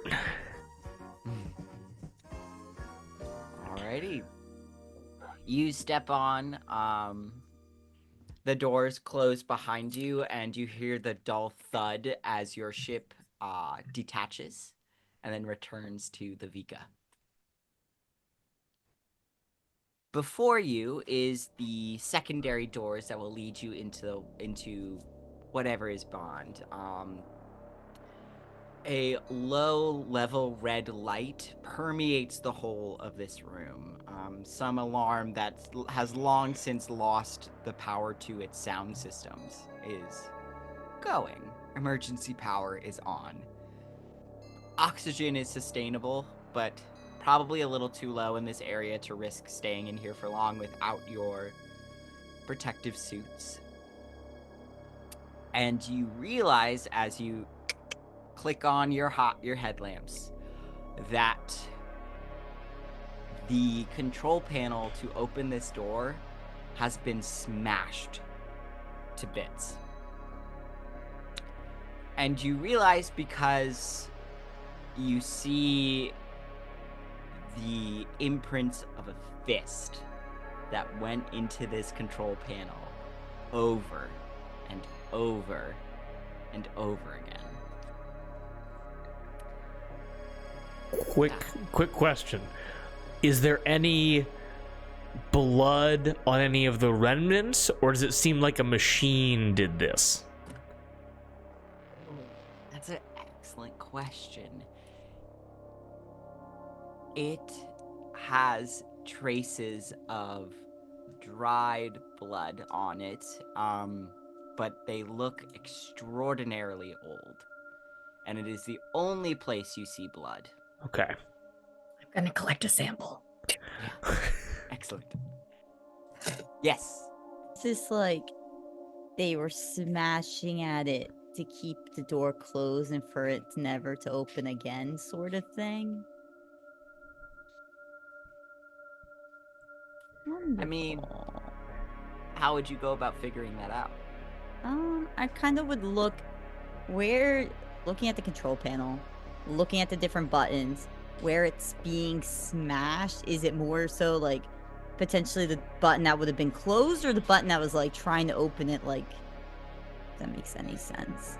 So, this control panel controls the inner door set, and so that inner door set is closed right now, and the whole control panel is smashed. Well, first of all, from the Burngo game that I won, I would like to attach my newest purchase of 50 credits, and I think we're all going to appreciate this. It is a body camera that I and turn on my chest, and I will give the associated video viewing application to the doctor, just like someone because if Dick is scouting ahead at the dog, like I feel like the doctor has the least amount of chance of dying horribly of all of us, and so it's like if you need to see what's going on, and then as a mechanic, would I be able to, or like as a teamster, could I with like these like tools, could I start trying to like open up the doors with the key, like getting into like the wiring? So yeah, you can try getting into the wiring. You could definitely try to open the door that way if you wish. Looking around the room, there's not much in here. This is like an in-between space. No body, no signs of blood anywhere else. There is a smashed security camera in the corner as well. But yeah, you can definitely try to rewire the door. Would it be quicker let's to rewire? Oh, go ahead. No, you go. I was gonna say, would it be quicker to rewire, or would it be quicker to use one of these and pulls out like a hand welder to try and like, because it can cut through airlock doors. Ah. So I will say, Drew, you can either make that roll, it'll be an intelligence check with whatever applicable skill with advantage, or you could just cut open the airlock door. Okay. Oh, everybody just make sure you all are marked down for 2 stress, correct? Yes, 2 stress. Yes. Wait, why do I have 3 stress? No, I have 0 stress. No, I have 2 stress. Yeah, two. Okay. I got a 33, which is underneath my intellect of 45. Perfect. Alrighty. So, yeah. You work to rewire the airlock doors. And it takes you a little bit. You have to basically rewire the control panel outside the control panel because it's so busted up. But you do so, and they open up. What do we see? Stepping through, you see another, like a bay of different doorways and rooms. And so it seems like, you know, the methods of transportation to airlocks, what's the point of an airlock? It's for transportation. It's for, you know, things moving on and off the ship. And so you see a lot of different, like signed doors. You all have a translation chip installed in your brain that helps you translate the ancient script on these doors. That's at least 300 years old. And allows you to see like, oh, cold storage, you know, civilian sector, like urban center, farmlands, you know, and like all these seem to be rail lines leading to the airlock for, you know, loading on and off supplies. Okay. And we're looking for the R&D section, right? Yes, which is going to be much down further. Okay. From the ship. Team, what are we thinking? It seems like the way forward is down. Which room would that be though? Do we go in the farms? Do we go the civilian sector? Do we just follow? Is there like is there like a track that we could follow to continue? So you're like in the room with the doors that lead to the tracks. You assume like Okay. you're like in the part of like Port Authority, you know, where like you haven't gone down to the subway lines yet. You're like in that kind of okay. center Got state. it. Okay. And it was civilians, or what was the other one? There is cold storage, civilian sector, and then farmland, agriculture lands. Also, are we in like full space suits? Like, do we have like oxygen on? Like, what's the... I think it's up to you guys. If you are using the full spacesuits, you gain like more protection against like certain threats, like contagion and things like that. But it also you can't. I'm gonna say that you can't run as fast. Okay. In the full ones, and it makes you a lot less dexterous. Okay, got it. Okay. Yeah, So it's really a sliding scale of what you guys are comfortable with. Luit's just raw dogging it. Okay. Hey, yo. You've got like the 2 tubes of oxygen going into your nose, and that's it. The rest of Lisa your Nakaib. And once we go in through the doors, do we see any more like drops of blood, like whatever smashed up the thing came inside? I think, how are you gonna look for it? I'm going to flip up my little eye patch goggle and two-eye this problem. And just as a very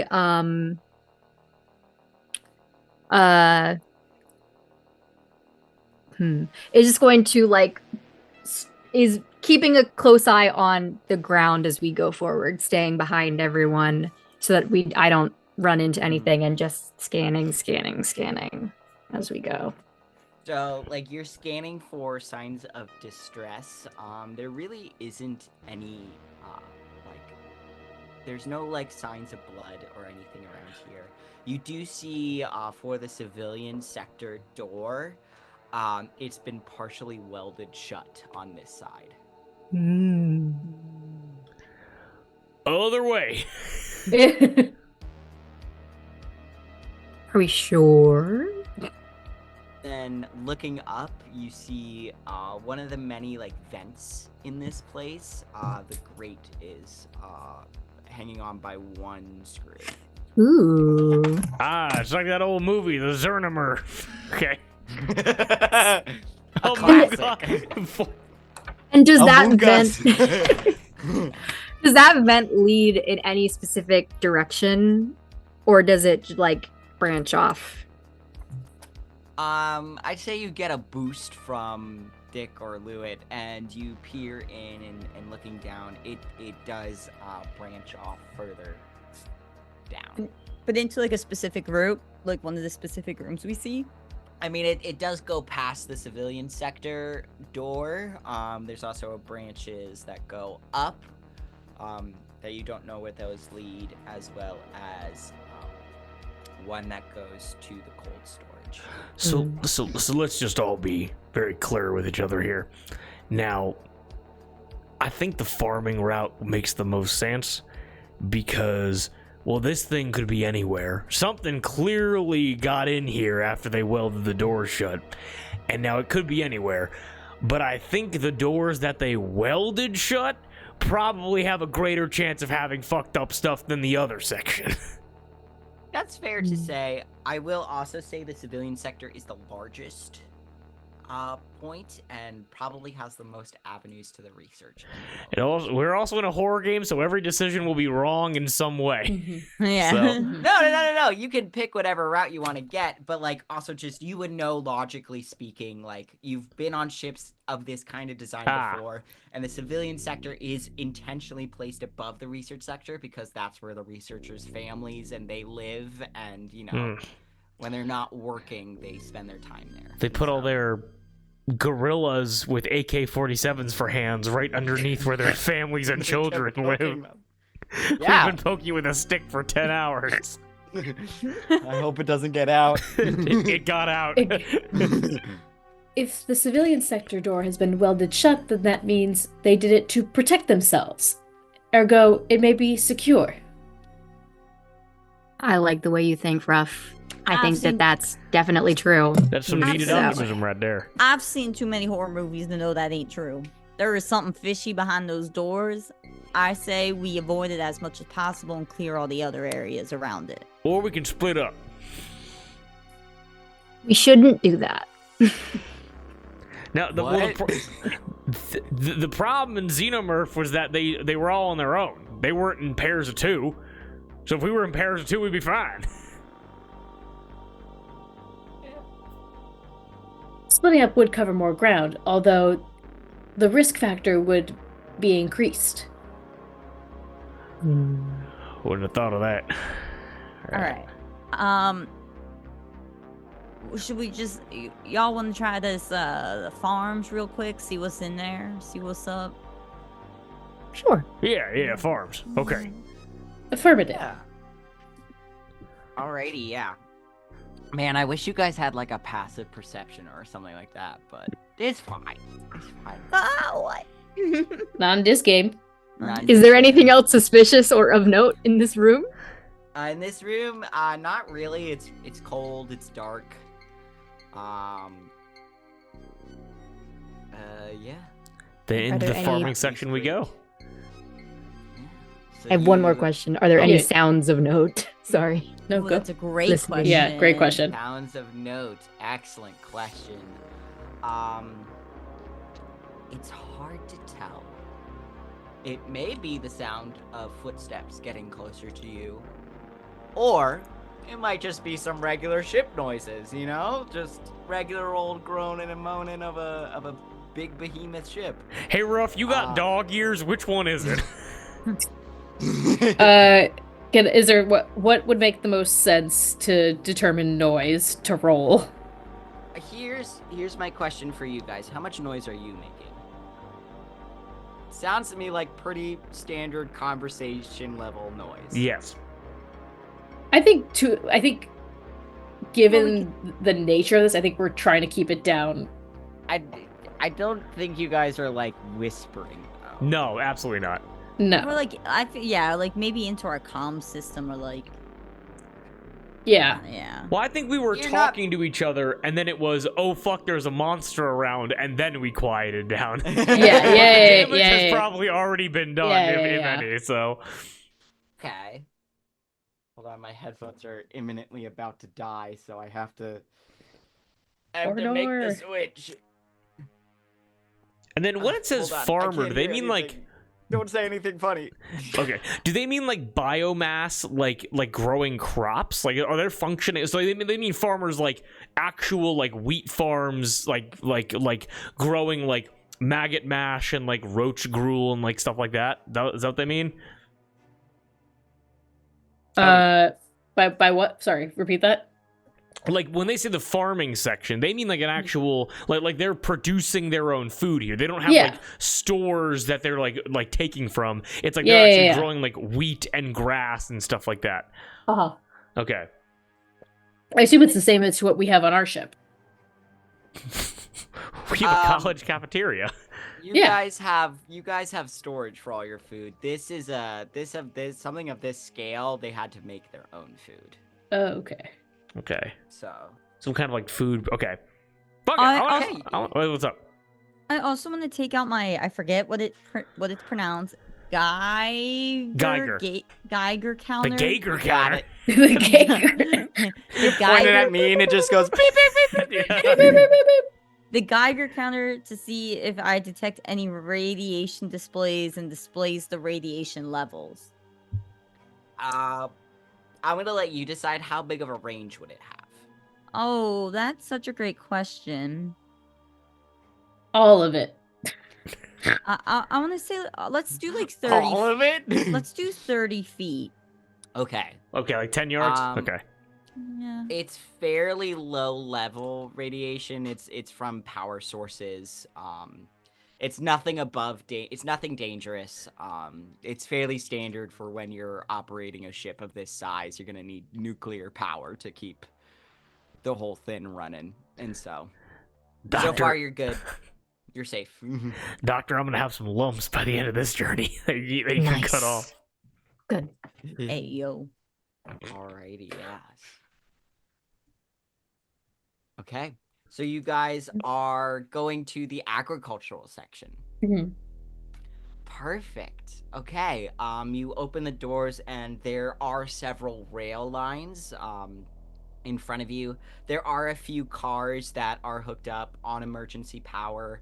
So do you just go in and pick one and pick the button and just, like, what are you doing?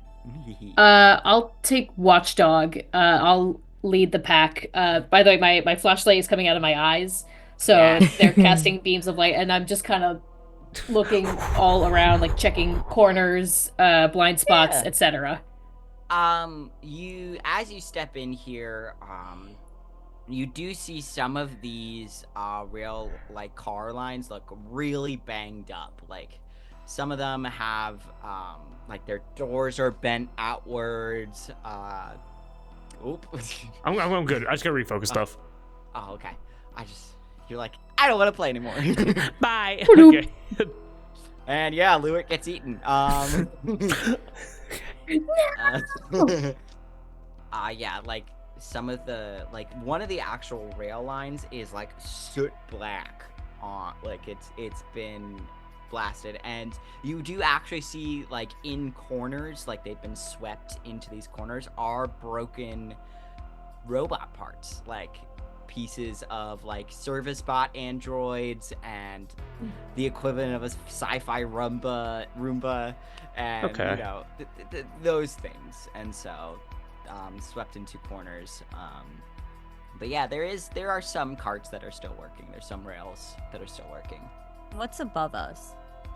What's above you is a sparking mess of like broken cable wires and pipes that have been busted open, as well as an android that is hanging from one wrist and just gently swinging in the atmospheric pressure. Is it on?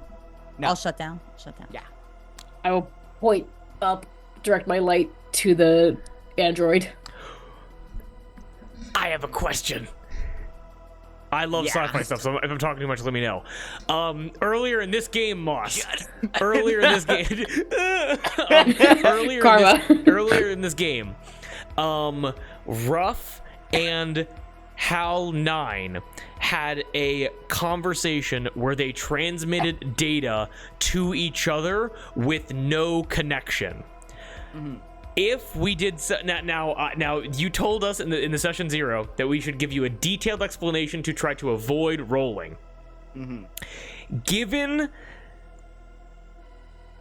Lewitt's expertise with mechanical stuff, is there any way, if we got up to the android, that we could get it down, not bring it back to life, but give it enough of a power source to allow it to connect with Ruff to try to extract whatever it experienced before it was disabled? Is that possible? Sure, you can. Yeah. How are you gonna get it down? How 'Cause high it's up like is 20. it? It's 20 feet above you. Let me look at my shit.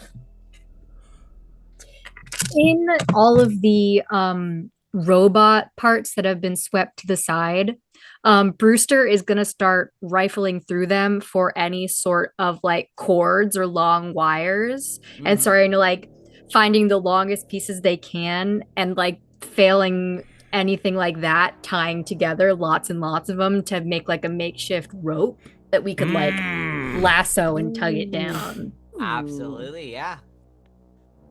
So I tie together Yep. all of these cords and I make a big lasso.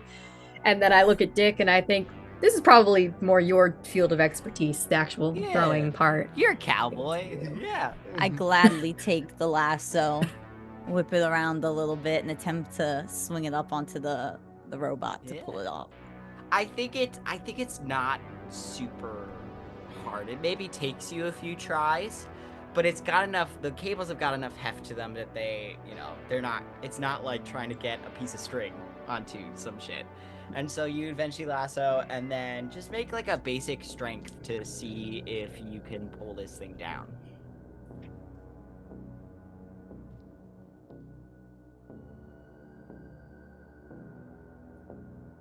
She's I gone. dropped my dice. Could I? And I had a question. Could I potentially get advantage if I get Lewitt with me and I have Lewitt hold the back of the string and I hold like the front of the string and try to pull it? Awesome. Yeah. Herv! Perfect. My strength is 39 and I rolled a 34. So Let's go. Excellent. Yeah. You guys with your combined friendship and strength, and this thing comes slamming down to the ground and kind of bobbles its head. Its head dribbles against the floor. Okay. With the impact. If I may, this thing, you said it was like cracked and like destroyed, kind of like hanging around, right?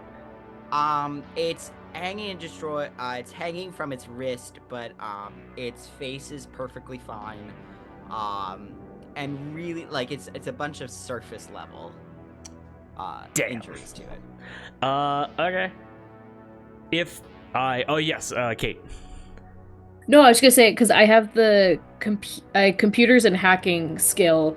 Could I, as soon as the android drops, can I like get on it and like sniff around? But could I use my hacking skill to see if I can download my consciousness Yep. onto it, or try to Yeah. like figure out a way to activate some kind of power source? Okay. I'd say yeah, use your hacking skill. And do I pick it's just your intelligence, right, that you're doing it against? Or I- what is like do Uh. I set a DC or do you like I don't know. We're learning this game as I it don't know. goes. No, It says so plus- I think the rolls are always set to the character sheet. Okay. So you This just have to is- decide what skill it would be. Okay. I say you can use your hacking skills absolutely. Okay. I say you are going to, you're gonna roll. And I'm gonna say you're gonna roll with disadvantage because this is a machine you've never encountered before. Okay. And so. Oh, we've never seen this model before. Oh, it's old. It's like an old model. It's old. Oh. It's Okay. old. Then But you can certainly try. well, no, Luit had a plan to try to power it on, I believe. Yes. I'm gonna wait for that Okay. to do this. Trying to avoid rolling. You said that there are like destroyed power cables and like just kind of like ambient. There's like Yeah. ambient sparks and stuff. That means there is some kind of like functioning power core on this ship. If I Yeah. may take the body. Is it like a wireless charging port like on these things? How do these things charge? No visible charging points. It's very all smooth metal. Are you like I know Ruff was on top of it. Are you actually like lifting this thing up to look at it and to like touch it and stuff? If I'd be able to like, I mean, if I know that it's wireless, I just want to be able to drag it over to the nearest like open wire, like insulated glove, grab the wire, and then just put it against the metal to kind of like jolt, like almost like you're taking an iPhone to 1% before it dies again. You know what I Oh. mean? Okay. As your skin touches this android, its lights flicker on and it grabs your wrist in a crushing grip that you don't know if you'll ever be able to use that hand again. And from it, this loud foghorn of an alarm starts to blare throughout this room. And I think you get some hurt. I think make a dexterity. What is it? What's saving throw? There's sanity, fear, and body. Let's have you do a body save. I turn the roof in the doctor and I pull out my revolver, and I say, "Should I shoot it?" Shoot it! I'm- Shoot it! I'm gonna make a contested body, and you're gonna try. Wait, so am I Me? making a save or is it Or is it- contested? Here. I think this is gonna be up to us because this can be a house rule. Do we want it to be you make a body save against your score? I'm making this roll right now. If it's like a combat or if it's like you're trying to like you're in battle with something, it's a contested body. Like it's a Okay, I'm down. contested. And we're trying to get the Roll. lowest wins, but doubles. Yeah. If okay. you roll low or no, that's too complicated. Just make a body save. Just make a body Are save. we doing highest or lowest? You're gonna need to beat your body save, which is a Wait, beat it or go 31. beneath Or it yeah, or below uh, it. Go Beneath. beneath it. okay? Or roll doubles for a critical We're success, using unless 5e it's a- language in a non-5e system. I know. Can I, in aiming my revolver at the robot's Yes. head, can I shoot it? In 1 second, because everything happens at once. You all tell me what you're gonna do, and then everything happens at once. Okay. So, Okay. Well, yeah, we need to see if this thing takes my fucking arm off at the wrist. But I Yeah. did get a 21, so I passed the body save. you pass the body save. Excellent. Okay. So you are going to take. Okay. You are going to take 2 harm, a minor injury. All right. I don't know what that means. It means things like like sprained ankle, concussion, leg or foot broken. You know, for your wrist has been sprained and is starting to swell against this android's grip as as you yank your hand through its grip and out. Your wrist starts to pulse and swell. Shoot it! Yeah. Okay. So yeah, you're gonna fire. Yes. Excellent. To attack. Do I just need to get underneath my combat to hit it? What a great. So when I click on the attack button, it highlights my combat, Yeah. and then it's a firearm, so I get a little check, and then I roll. Yeah. Okay. So here's how the rolls work. So Moss, let me know if this is correct. So what's your base combat number? Okay, so my base combat is a 52. However, I get a plus 10 or plus 15 because of firearms expertise. 67. Yeah. So you have to So roll when I roll, it's a underneath. 67. So you have to roll Yeah. under a 67. Yes. Yeah. Yes. Thank you, Drew. I got you. Oh, did you see the like? I learn rules so fast. I have to. I Yeah. make so much Alright. shit. I missed, but I'm gonna shoot again. Do you get to attack twice? Is that a thing you can do? I don't know.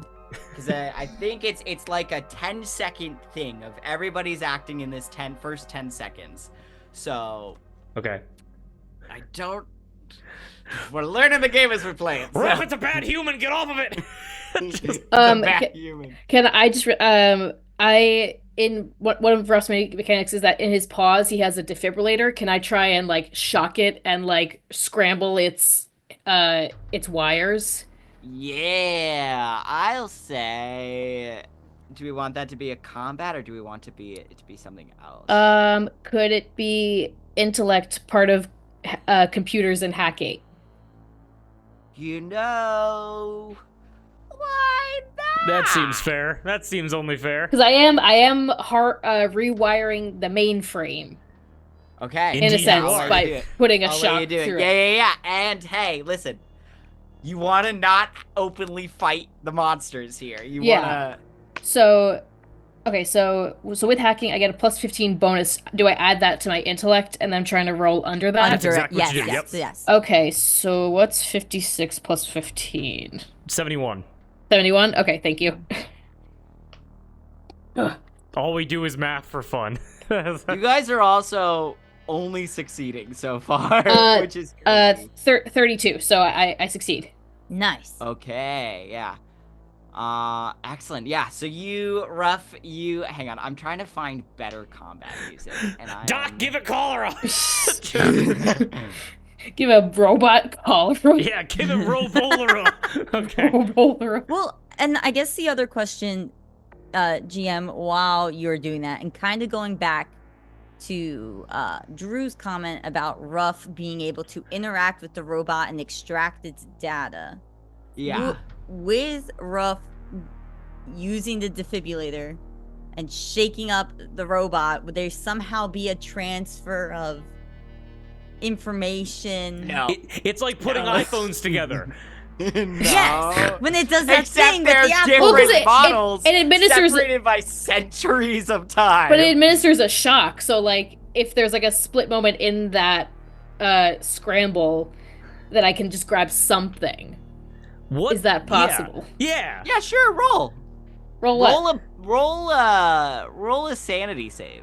You Ooh. told us this game is all about basically convincing you not to make us roll, and goddamn it, we're gonna do that. Like So- seeing the name of a Wi-Fi network without being able to get into it. Yeah, exactly. Your neighbor's Wi-Fi. I fail. You fail? Yes. Fuck. Okay. Awesome. So, we'll get to that in just a second. Yep. Doctor, what do you do? What are you doing? So did this start when did Lewitt like plug it in, or was it when he touched it? It was when he touched it. Okay. as soon as his skin came in contact with it. Are there any like clear like wires on it, or like any like important looking like joint or power source or something? There are like joints to it, and there is this red glow coming out of its eyes, but it is like all smooth steel plating that kind of just flows into itself. There are no visible wounds on it, just like scratches and dings. Okay. God damn it, this music is not what I wanted. On Yeah, skip the arm that grabbed Lewitt, I'm going to take my scalpel and try and jab it into like where the crook of its elbow would be, and just like knife it around to try and like make the Excellent. arm not work. Okay, yeah, roll a combat check. Okay. Can it be speed? I'm doing it so Nope. fast. Okay. Nope, it's combat. You are literally attacking it. I fail so bad. I rolled a You stab 97. me. That's a critical failure. I need you to know. Oh, also, my friends, it's just now happened. So Kate and Darby, you both take stress because you failed. Okay. So add that. I think when you have a Wait, I critical also failure- filled my gunshot. Does that count? So yeah, you also take a stress. You take So a stress every time you fail. if we're at 2 out of 2, we're now at. No, that's just what you start at. So 2 is the base level stress you can Oh, have. okay. And now we're perfect. at 3. Alright. Critical failures. What does that do? Hee hee. Nothing goes wrong, I'm sure. No. Wait, I've got you. Wrong. Wait, I So, thought yeah. the defibrillator worked though, It right? did. It did. It did. Yeah, but everything it's happening simultaneously though. So Yeah. Oh. Yeah. I'm jabbing a metal scalpel into a robot that you are defibrillating. So is the robot Okay. still alive? I know everything's kind of happening at once, but did we finalize what this defibrillator did? Yeah, I'm about to let you know. I just We're want to getting there, I think. All right, want to just double checking. check I just want to make sure I'm not being slow. for what Oh, you're good. critical failures do. Jesus Christ. Oh, that's not the right one. I'm grabbing this thing's thumb with my other Oh, hand. if the result failed, it's a critical failure. Something bad happens, and you must make a panic check. Panic check. That's what you must make. Okay, so you're gonna roll a d20 and you're gonna tell me what the result is. Okay. Panic. Panic. Panic attack. This is not the music I want. I don't know. Bro, I rolled just this- change it. Quit complaining about it. I'm looking. There's nothing. I rolled a 16. A 16. A 16. Oh, that's high on the D. That's high. Yeah, that is. Damn it. Okay.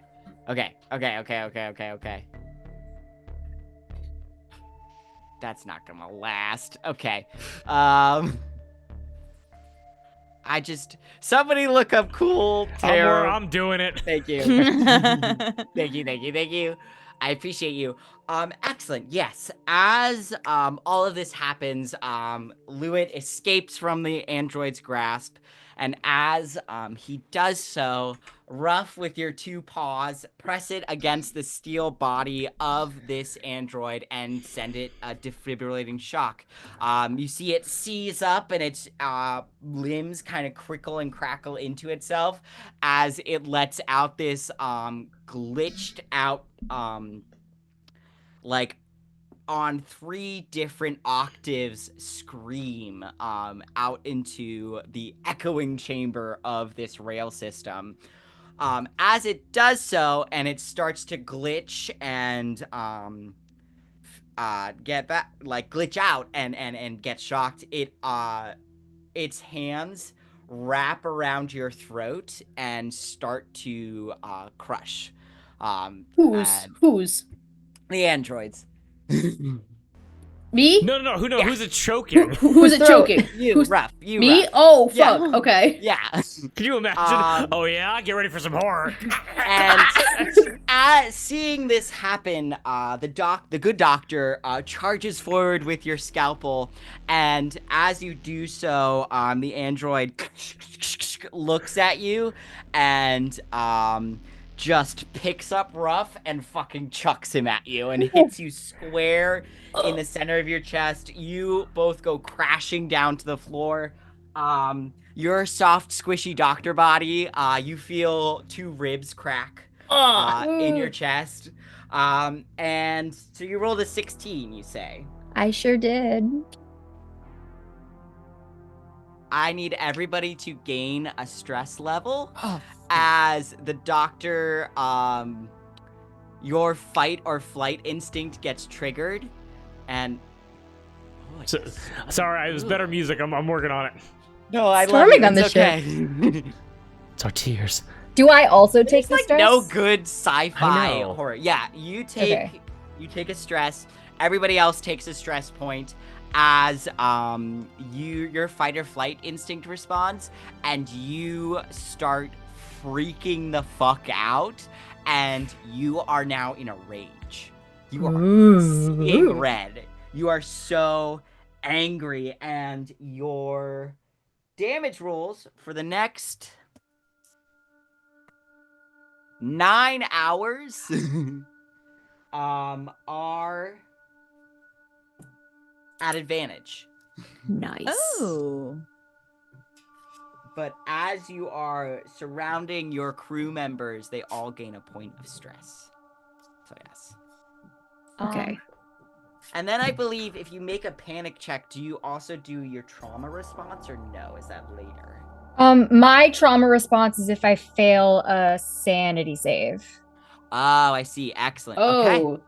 then I guess my trauma response activates because that I failed in that like trying to connect with it. I failed the sanity. Okay. So do you want me to say or I'll let you describe it and how it happens. yeah. So I think had I not failed that sanity check, seeing the doctor in a rage would have immediately triggered Ruff to like apply pressure and like try to like comfort the doctor. But given like in scrambling the android, I also got scrambled a little bit. You kind of see like that same Brewster, you see that same red glow in Ruff's eyes, and his ears like pin back a little bit, his tail tucks under his legs, and like it's not like soft like a dog. It is like hard like metal. You feel that weight like sink into you, but not like a comforting pressure, and you feel like almost like claws kind of sink into you. As fear saves made by close friendly players are at disadvantage. Ooh. Excellent. Excellent. And so as this thing screams, you hear a rattling from the pipes above your head as you go. And crawling out from where they've been hanging under these tubes, you see more androids, just red glowing eyes. Some of them are like from the blackness of the rail line behind you. One is just elbow over forearm with no legs, like on its lower half, like crawling towards you as they're all just creeping towards you. Okay, quick question. You said that there are rail lines right next to us, right? Yeah.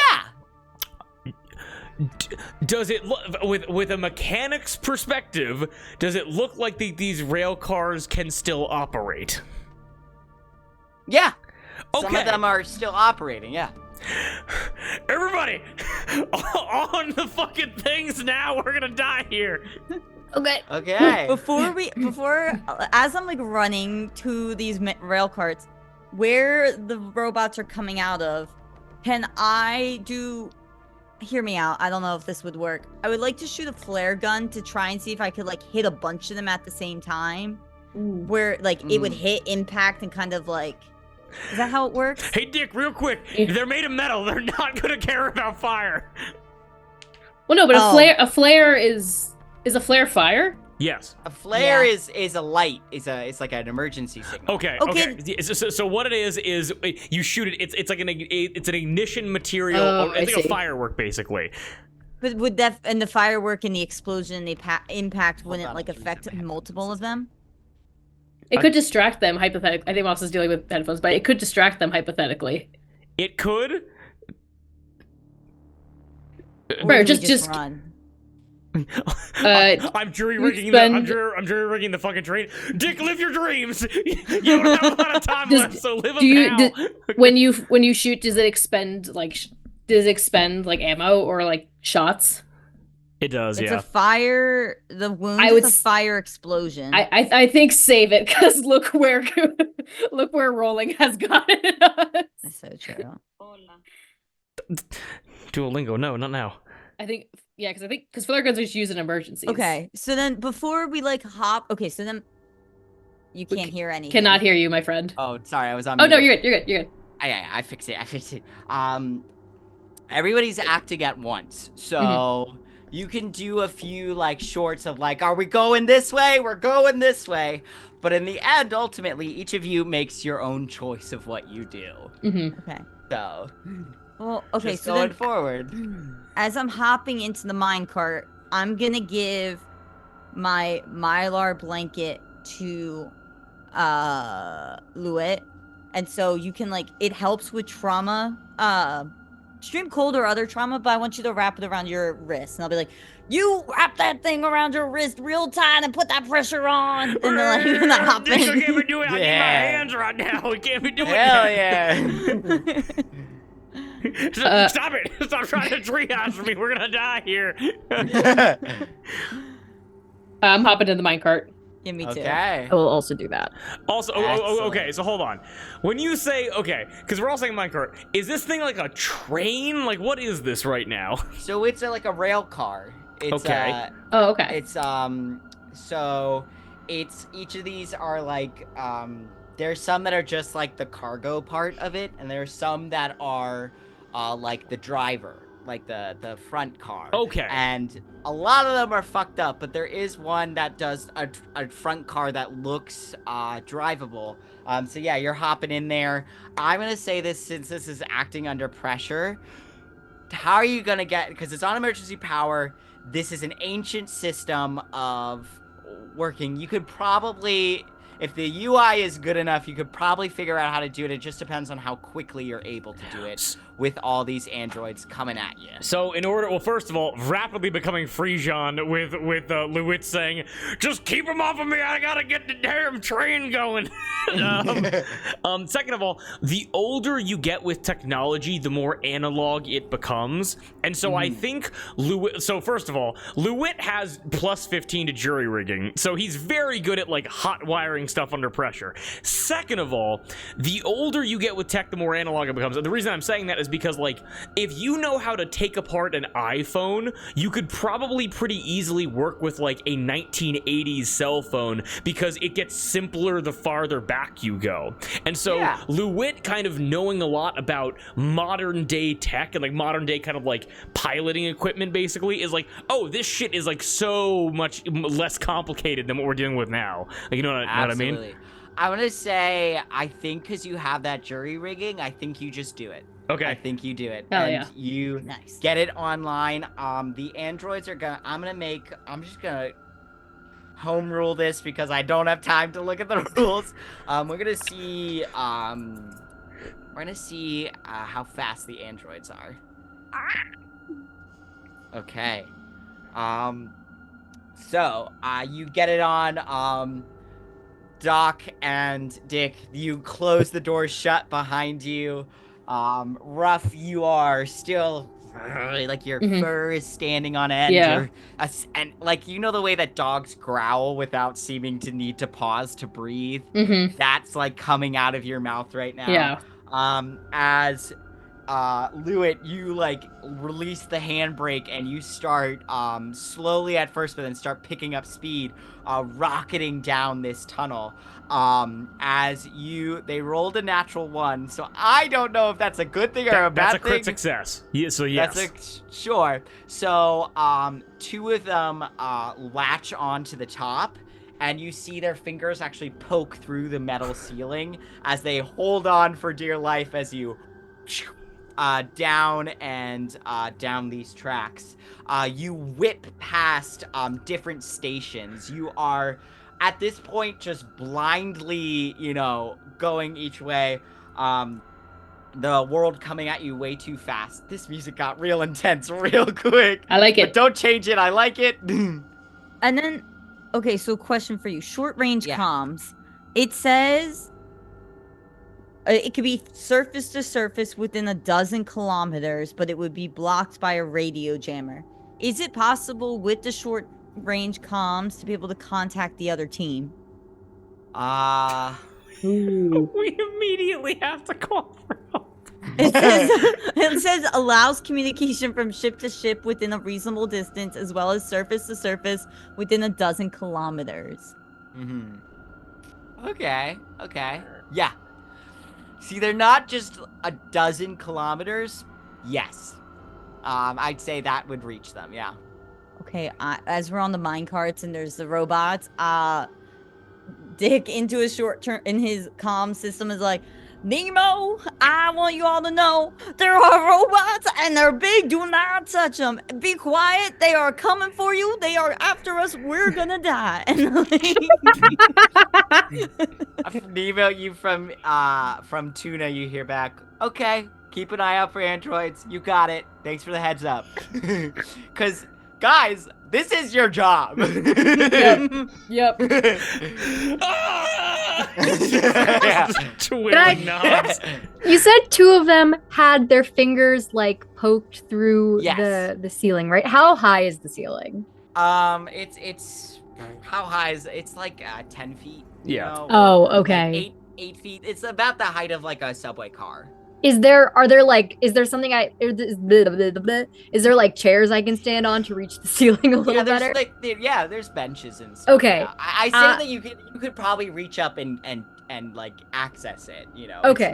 It's not because it's a like a train car. It's not like super Cool. high up.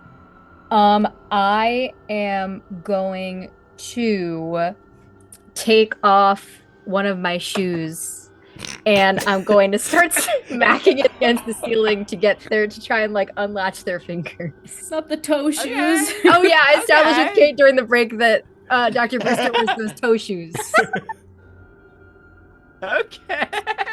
Your grippers. My grippers. Okay, yeah, make a combat check with advantage. Fuck. Why do Advantage. I keep doing that? Advantage. You have advantage Advantage is a though. good thing. I Advantage do. is good. This is true. You just want the lower one. I just have everything better Or than doubles. combat. Okay. These dice are bad. You got one more shot. Or shot. doubles.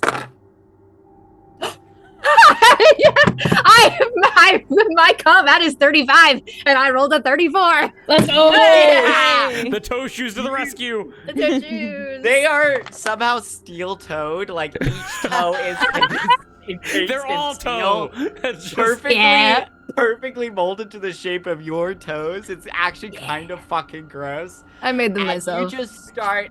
You hit this one robot's hand so hard, you actually you bust. You You break bust? off. Hey, yo. Hey. You break off all their fingers, and they whoop, fly back and out of sight down the tunnel. I collect the broken fingers. And Yeah, I they keep scatter them. on the floor. Excellent. Yeah. The other one is going to start from where it's punctured in the thing, going to start dragging its claws across the ceiling and start like a tin can being peeled open, start clawing open the ceiling to get into you guys. As this does happen, bear with me for a little bit, because as this does happen, heading forward, you see an opening to the tunnel. and it's whipping around a curve so fast that you almost derail. Like the wheels lift off and you all kind of lean to the right a little bit. And as that happens, you hit that curve, you hit that exit, and I want to have Louis, you're controlling it, correct? Yes, I am. I'm gonna need you to make a save. I'm gonna have to make a body save. To what? To What see if you exactly? can- see if you can wrest the control, or it could be another save, up to you. For you to be able to keep these controls in such a way that you do not fly off the rails. Well, You've essentially because we're gassed tilting this so shit up. much. Well, you've essentially gassed this shit up all the way to max speed to get away from your The horde. pursuers. Yeah. Yeah. And Okay. so They gotta hit a 31 or lower. Is there any way we you could can pick a it wouldn't be a sanity, it could be a fear. if you wanted. 44. What if- Okay, so you take a stress. Okay. Oh, wait, don't doubles, aren't those criticals? Or no? They are, yes, 44s are, yeah, that's a critical success, actually, so take away that stress. Actually, I want to make a deal with you right now. Okay. Here's the deal. Negative. We flip the train car. Okay. Positive. I like that. We flip the train car, and the roof of the train car collides with a wall and crushes the android between the wall and the train car. What do you guys think?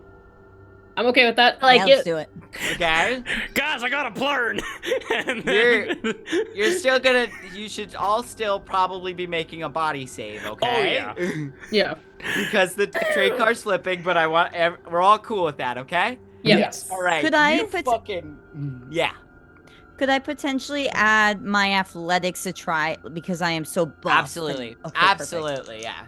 If you guys can think of ways to give yourself advantage or use a skill. perfect. And is it Go for possible, it. like, if the doctor's next to me or right near me, I grab onto the doctor and hold on to him or hold on to them to try and, like, Okay. protect them as well? I say, yes, you can do that. You're gonna make your body roll, and if you fail it, either the boat, I'm gonna say you're gonna take, it's gonna be worse for you. Gab. Okay. If I'll do you're it. protecting the I'm doctor, gonna 'cause fail you're no gonna matter be- what. I'm gonna So- do it. Yeah, I'm gonna do it, yeah. You're gonna do it. It's gonna be straight with your athletics. Yeah. And if you fail, Darbs awesome. Darbs doesn't roll anything, but you're That's gonna fine. take more harm. Okay. So am I rolling at all? No. Okay. Easy. I had a 62 and I rolled a 12. Excellent. Jesus Christ. You got a 1. Like, wait, how is that even? What? A 10 Just make sure. and a 2. That's what I would have needed to succeed. Damn. Oh, Damn. thank God. We're riding so fast, and immediately You know. Dick grabs the doctor, and it's like, someone grab the dog! You got me by my ribs. I'm so Yep. sorry, Kate. Excellent. Yeah. It's okay. Lewitt, you make a body save, and Yeah. Ruff. Can, you can, make- can I reach back to grab Ruff's paw? I have one hand on the controls. You're steering. You're It's okay. steering, No, my dude. it's fine. I have nothing to help myself. So I fail. There's no way I fail. It's okay. Okay, got it. Okay. Take a point of stress. Yeah. Lewitt, what did you roll? I got a 12, so I pass. Okay. Damn it. What the? Woo. Do you guys know how hard it is to roll this low a percentile die? I've been That's a training for this successful day. divine intervention for Lot. Yeah. Assholes. Alrighty. Okay.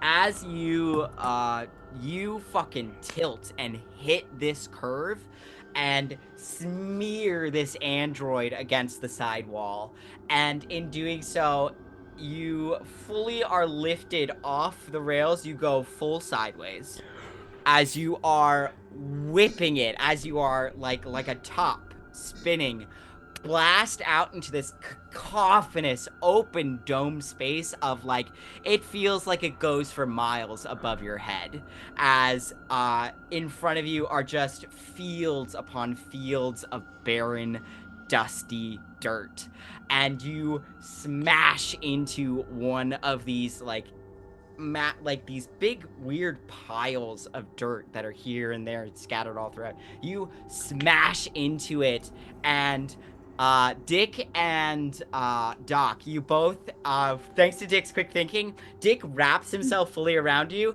and you go out the open door and into this dirt pile, essentially completely cushioning your fall. Can I flavor it a little bit? It's almost like I Yeah. have Dick on top, and then I'm hopping backwards with my back into the dirt, so I take all of the like the hit, and like the doctor is like on top of me. So Now It's like landing on Santa Claus. now Moss, I have something crazy to ask. So Okay. Kate, where was Ruff during all of this? I think just like a scared mean dog just in the corner of the rail car, just like shoulders fully up, hair raising, like lips pulled back behind the teeth, and just like trying to take as much space as he can while also staying away from everybody. Okay. So now, Moss, I have a question for you. Now, I have a +10 to 0G maneuvering. Now, the reason why I tell you this is because as the car is coming off the tracks, like, so is it like coming off the tracks and then begins to basically like cylindrically spin? You're spinning this way. The car turned fully sideways and is now spinning like this. And Doc and Richard, Richard was able to angle it so they flew out the door and hit like, this giant mound of dirt.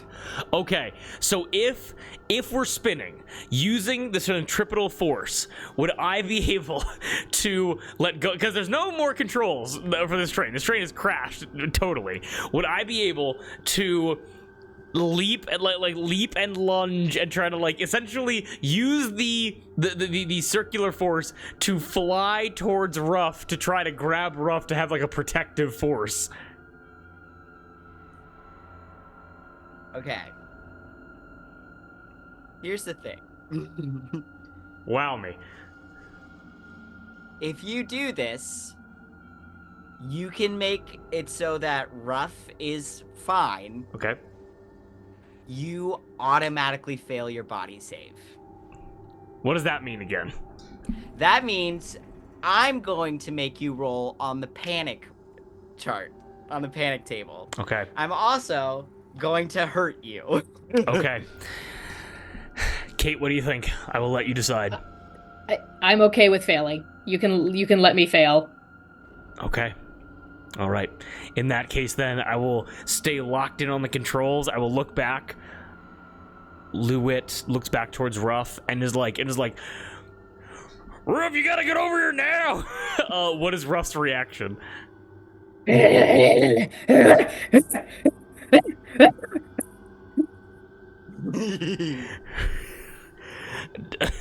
Lewitt is stressed. Lewitt, it's Yeah, just take a point of stress. No, he's already disadvantaged against fear. You can't say that word, Drew. You can't say that word. I Yeah, have make a 4 fear- out of no, 2 make a stress. Okay. Here. How about instead of a guaranteed one, just make a fear save. I'll make a fear save? Okay, fine. Because, like, there's, like, a human response, like, because even though Ruff isn't a real dog, Yeah. I think Lewitt in his mind is like, why'd they program this into him? Why is he able to do this? But I hate to be that person, but wasn't the trauma response for You have well, it says close friendly players, and I did say that Ruff tried to get as far away from everyone as possible. I got a 12 It's- again. Incredible. You got 12. Okay, yeah. Fucking Not stressed. A, dude. Crazy. Yeah, so you're not stressed. Why would Okay. they? Whatever. It's kind So of Louis, locks in. you passed your body check. I Your did, body yeah. save. Yeah. So you also, Kareen, you like smash through a window, but you like brace yourself enough that it doesn't. It's like like cat scratches on your arms Nice dirt. as you go through, and you also just like whoop into this giant dirt pile, totally disappear. Ruff, your talons have dug into the floor of this rail car. You're stuck in here as it crashes and the corner crumples in as it starts to roll and bounce and tumble. And you are going to take. You're gonna take some harm. You're gonna. Yeah. You're gonna get. I'm sorry. It's okay. You are gonna take, and we might change this later once I like have a better grasp on how much damage stuff is. But you're gonna take 4 harm. So what do I Or subtract that you're from? dead. My I health? Think or wait, you're gonna subtract that from your health. Okay, then it was 4 harm. Yes. I'm not dead. I'm being That's kind. that's not a wound, right? I don't. Okay, actually, no. It's health. It's health for now. Yeah. Yep, It I'm probably should be a wound since you're in a rail car. No, it's fine. I'm you not. probably real. should be making death saving throws, but you know what? We're That's not. not Gonna that do game. I'm No. made of. there are this. I'm made of a machine. I'm a machine. Okay. I'm built different, literally. Yeah. As you fall, your left paw gets knocked out, like your left shoulder gets knocked out of socket, and one of the wires snaps. It's not fully off, but you are like your legs go stiff as you're on your back in this heaping wreck, and here's what happens next. As the 4 of you pull yourselves out of this wreckage, for my 3 humans, you have safely landed in the dirt. And Lewitt, you feel an arm, like, by your side. You grip it. You're like, yes, I'm with my crew. I'm with my friends. And you start clawing your way out of the dirt. Doctor and Dick also do so as well. Brewster and Dick as well. As you're doing this, there's some, there's like sticks and logs in this pile. You think you're pushing them out of the way. You're climbing out. You emerge from this heap. And as you do so, what is at the bottom of this heap gives way with your movement, and a great chunk of it just slides off. And so you're not buried, but the 3 of you realize with a horrifying jolt of clarity, as Lewitt, you look down at the arm you like gripped of your companion, and it is just a severed limb in your hand. It is starting to rot. There are mushrooms growing out of the elbow. You chuck it aside, horrified, terrified, as Dick, you are wrapped around Brewster. And you realize that the way you landed, there's a tooth sticking out of your arm.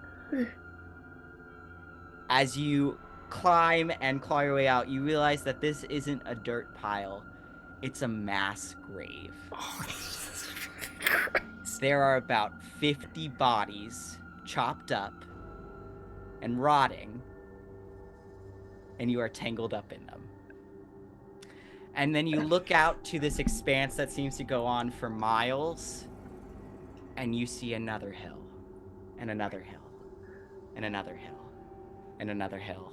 And they dot the landscape like pyres until they go over the horizon line and disappear. And from the tunnel behind you, echoing down this great sound chamber, you hear the faint sounds of an android army coming after you. Fucked. And that's where we'll end tonight's session, my dear. We reached the horror part of the sci-fi horror. So No. how we I doing, touched friends? a robot. Yeah. Oh, That don't was worry. so It was coming good. for you no matter what. Oh my lord. You guys were loud. Oh my goodness. This music is so good. Oh yeah. Oh Yeah. yeah. So It's almost over. I was like, I gotta go quick. the vibe that I'm getting is that it had to have been multiple calamities at once, because did these androids make mass graves of people? Well, maybe it was a disease, and they were like, "Oh, we gotta like It was the get all the cholera. dead Ah. diseased." They all had cholera. What happened? It's Yeah, a but- bit of an but here's- overreaction. I'm just gonna No. poop weird for a few days. my at least my thinking is, especially in the beginning with the the welded up door and the smashed panel, I think those robots turned on the human. Well, also that because let's remember here at the world building, the civilian section was welded shut. So that means it's possible that the android rebellion happened on the farming side, and a completely different calamity happened in the civilian side. But whatever destroyed the keypad had blood. Yeah, exactly. So it was human Yeah. or Right, maybe the living. humans escaped and they trapped the androids inside. That's what I was thinking. That Yeah. would have been. Could you Because if they imagine- welded it shut, it was probably to protect themselves from the androids. Shit, there's aliens. Run to the farming section, and the farming section's like, shit, there's androids. Run to the civilian section. No Yes, choice but is safe. Ladies and gentlemen, are we having a good time? Yes. Hoi! Yes. Hoi, yeah. I will figure out how getting hurt actually affects you all much better next time, because I think I let you all get away with some pretty bad injuries. No, so it says here you start whenever your health falls below 0, you suffer a wound. Reset your health to its maximum minus any carryover damage. So I you subtract from your health, see. and then if you drop below 0, you just take a wound, and then the cycle repeats. Oh, that Nice. seems counterintuitive, but I like it. And well, it's there's different levels of D10s that you roll for wounding, for damage and stuff. I see. I really should have rolled 2D10 or 3D10 for that training. But I'm but not flesh, so You're not it's okay. flesh, so Yeah. it's fine. It's fine. Oh. But also, here's a thought too. Ruff's an android. Does Ruff have a data card? The way the humans do. Because if your body gets busted, is there one waiting for you back on the ship? They Ruff have is in the spares. cloud. Yeah. Yeah. Ruff is in the cloud, we'll say Ruff that. is in the cloud. But you have to find a new body for him. Oh, It'd be no. bad. Can I? He'll Can I be take? fine. Can I take Ruff's info card and put it in my body cam so Ruff can see what's happening? I'm not That's dead yet. Ruff is fine. I'm I fine. know, but it's like eventually speaking, if necessary. We have 2 more sessions of this. Excellent. Quit Okay. telling everyone I'm dead. Alrighty, perfect. All Yeah, right. I knew we were getting close to our time limit, and I didn't want to keep you guys any longer. But thank you so much. Thank you to anybody who's watching. Thank you, Ah. boss. Thank Yeah. you, boss. Thank you. All right. Whee! Everyone have a Get nice out of evening. here. Go. Go, We get don't out. Go on, scram. We don't want Go you get. here no more.